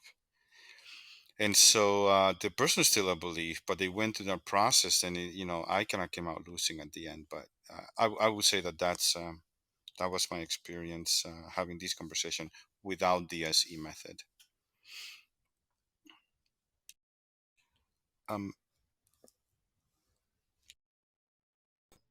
Yeah, that's interesting too. Yeah, one of the things that I like to think about is, um, again, this may be a way that the SE styles are different. An SEer may see somebody becoming emotional and decide to stop the conversation or to back off.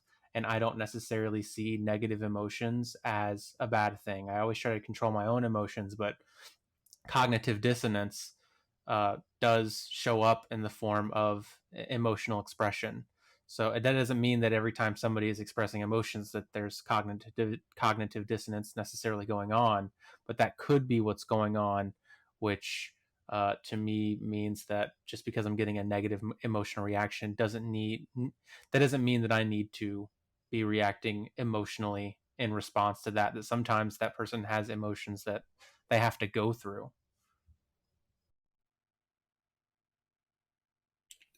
Quaid, before you leave, or I don't know if you have time for one more question. If not, we can postpone it for another time. That's fine. The question. So Scully went to the audience. I was trying to ask Scully a question. Scully, I'm not saying your name, but if you can come up. And hey, Scully. So this may be redundant, but I just want to make sure that I understand, because Quaid and part of the SE team is developing a course, and kind of like when Scully started, when he presented his question, what he was trying to get at, I wondered if like these type of claims, or maybe this whole thing kind of deserves a section in the SE course or not. But I wanted to understand, Scully, what was it about the claim you brought that seemed different to the claims that we were addressing during our conversation? Like, I'm just kind of curious if you could, maybe you did already explain this, but I wanted to understand what it was about your claim that is different to the claims that you perceived that we were addressing. Because I think you saw your claim as being different than what we were trying to address. So yeah, go ahead. Well, I think I basically tried to situate it. Maybe I'll repeat it in a different way. Is that I was saying, how do you enter into true opinion, not epistema? So usually doxa is opposed to epistema. So they're opposed like black is to white. So if you concentrate on epistema, then usually the belief is, or the claim is, the truth is subordinate to knowledge. And so it's like CM was saying, if there's truth, then it has to be subordinated to knowledge, either of the senses, to authority, some kind of text, information, Gallup poll, and all of that. But if you don't claim that truth is subordinate to knowledge, it's not subordinate to the epistema, then you're not doing epistemology, you're doing doxology. And doxology wants to enter into the belief of the person, as absurd or as delusional as it may be. And can we find a method in that absurdity, or a method in the delusion. Again, I cited Shakespeare of there's a method in madness. And what would be the notion that we could separate truth from a knowledge and epistema? And what is that truth that tends to be confused with individual passion? Oh, they're crazy, it's psychopathological. Or is there actually a method in a doxa, in a true opinion? And that's where I think I'm answering something differently. And I didn't even want to say, if I may just conclude there, I didn't even want to say it was a joke, because if you see this kind of fake news, there's a kind of necessity in this doxa, this fake news, that has a kind of attraction to it that can bring people in ways like CM came in others, that will pull people by their strings. And it seems to have a kind of effectivity over and beyond knowledge and epistema. And that's why I thought it would be important to bring in this doxology question to what you're working with. I appreciate that. I've Yeah. I've suffered psychosis at least 3 or 4 times, and me believing in these creatures. I don't know if you guys have seen the film, the Mel Gibson film about the aliens. What's it called? With what? Signs. Science, yeah, exactly. So I actually believed that humans were evolving within their one lifetime into these creatures like the aliens in Signs that could leap onto a rooftop, and but they had to hide away, and they were the angels that some people referred to, right? And it didn't come from a place of I had given up religion for a while, so I was quite grounded, I guess, in many ways. But the moment my neurochemicals and you know, my brain balance started to go haywire, I started to build up this, what I guess you would call doxology, now that I learned the term.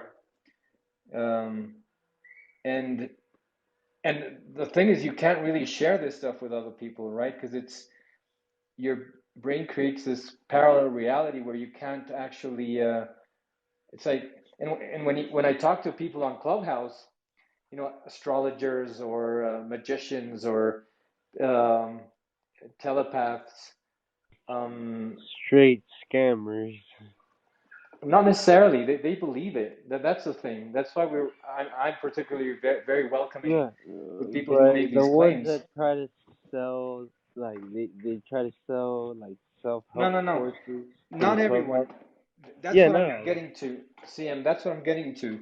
There are people who they charge for their services, but they're not consciously scamming people. They actually have a strong belief that and that they're doing a service, and they get a lot of confirmation, and they ignore whatever does not confirm their belief system.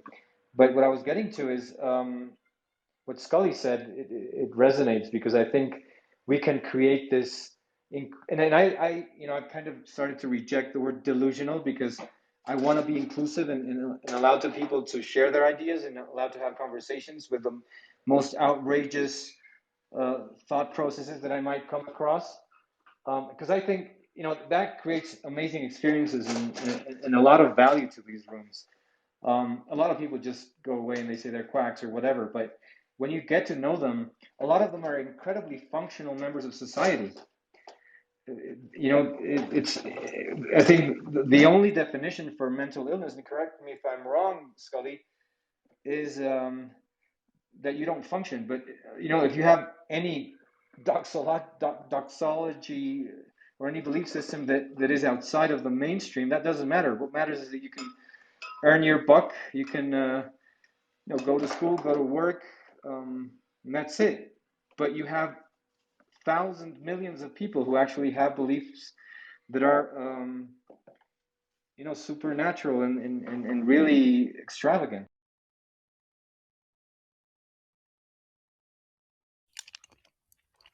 Yeah, I've stopped doing that as well, Alfonso, where you call people delusional or you dismiss them. I don't think it's productive. Go ahead, Scully. Well, I was just going to say that I worked in mental institutions for maybe 10 years in Germany and in France, and um, there is a way of working with people. And then I quit doing that. It was in my grad school. I quit doing that because I didn't like the situation, the treatments. The tendency was to give people lots of drugs for delusions and things like this, and wouldn't listen to the delusion. And the way that I began to work with groups of other people that was to actually enter into the doxology, enter into the delusion, and find the method in the delusion. And if you're just doing logic, just replace the sentences with letters. If someone says, well, all religious people believe in oral sex, and if the content drives you crazy, well, just replace it with a letter like P. And instead of saying, if all religious people believe in oral sex, then I can't be an atheist, then replace the consequence with Q, and just use P implies Q. And now we're getting rid of the content, and we're going towards the necessity of the argument. And if we begin to listen to delusional arguments, a lot of them are quite logical, over and beyond the content, the semantics. And we get back to this thing, I think, Quayd, you were bringing in, that metaphor often brings in contradictions. When you were using the brother example, the question is, can we do something besides poetics there? Because I don't think poetics will address a delusion. The delusion is a little stronger than poetics because people are going to believe their metaphors. It's not just a way of speaking. They're going to actually insist they're true. Right, yeah. And With that. and that gets to the whole notion of Totally delusion. agree with that. The delusion is the believed metaphor, and they'll be willing to either pass to the act, hurt somebody, hurt themselves in the belief of these metaphors. And the question is, well, if we're not going to constrain the person or give them drugs, how do we enter into the method of the madness? And is that in correlative to what you're bringing out here in the street epistemology? So I think, did you find people who would your brain tries to defend itself, right? So for me, I needed to have medication. I'm not like taking a whole cocktail. I'm taking quetiapine, and that's it in very low dosage, and that's keeping me stable for a while. But and I tried to go off meds and stuff, and it didn't work at all. It was just killing me. I was coherent and rational, but I was tormented. I felt like acid was being poured onto my brain. And even at one point, I would talk to my psychiatrist when I was entering mania, and I was brilliant. He was like, "You're doing excellent. You're brilliant. You're doing so well."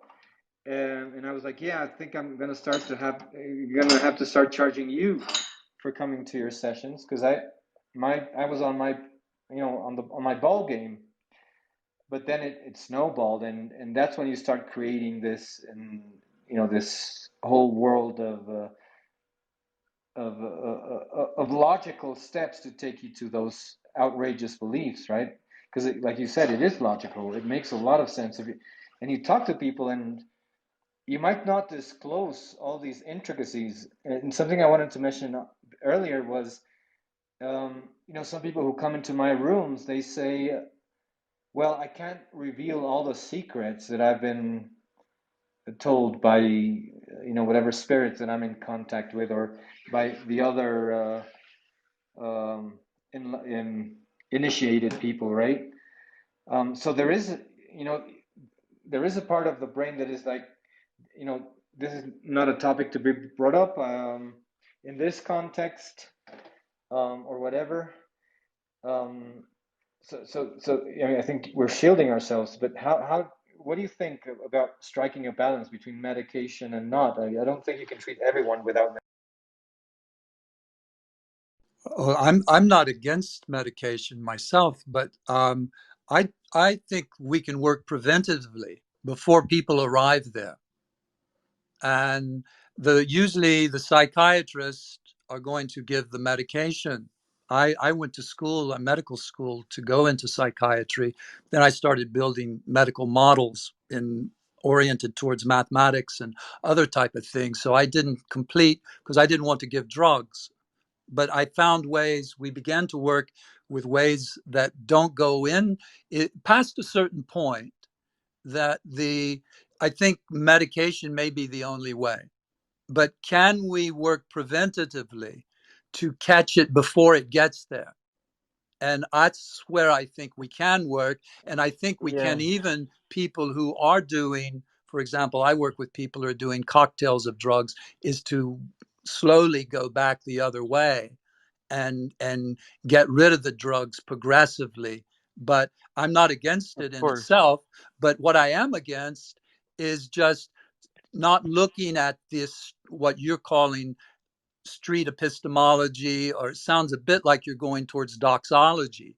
Is that what I am against? Is just causing everybody delusional if it sounds a little bit irrational, and not following the logic of madness and the logic of delusion. Because if we get into that, then we can begin to enter into place, not just where people have become sick and called psychopathological, but we can enter into questions of politics, questions even in mathematics and logic, which aren't being brought out and are just continually confused with, knowledge. And this question of what is this delusional place is being sidestepped. So that's maybe a confusing answer, but just to be real clear, I don't think you have to go by medication each time, but I'm not against it. There's a preventative. Me definitely either. The preventative way, like that's almost like, of course, everybody could agree that's like best case scenario, like almost best version of the world. You're getting almost you're getting dangerously close to talking about something utopian. That's the issue. That's the issue with that. Well, it's like saying you need to exercise agree. and not to get a heart attack. Of course, of course. Again, like I said, it's the ideal. It's just is one of those things that's like easier said than done. And yeah, I mean, but of course, if it was possible and we can do it, we should do it. Like we should have started yesterday.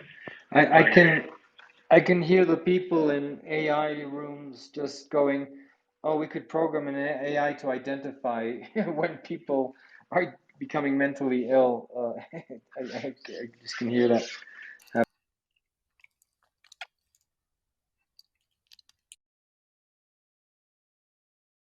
I think your street epistemology addressing this question to some extent?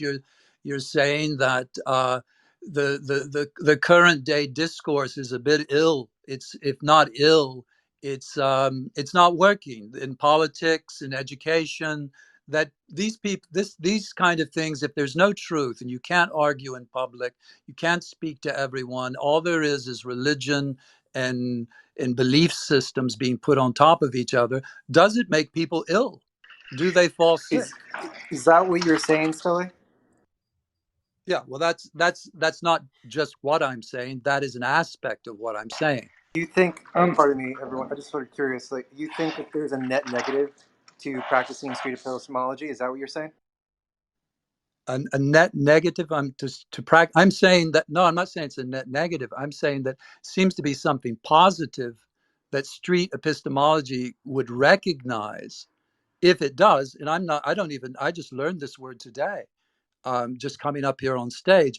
But does it recognize that there is something not working in let's say non-street epistemology, university epistemology, for example, modes of standardized rationality, and that one needs to listen more carefully, one needs to make one's arguments in a less official manner, less gilded cages, less ivory towers, and is that already a positive in beginning to get people who may have fallen ill because they didn't have anywhere to go to speak or say something true.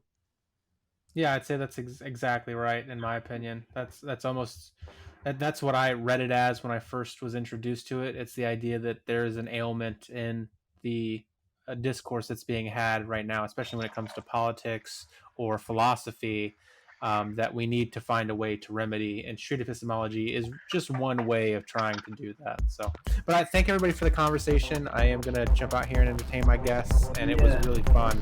I enjoyed it a lot.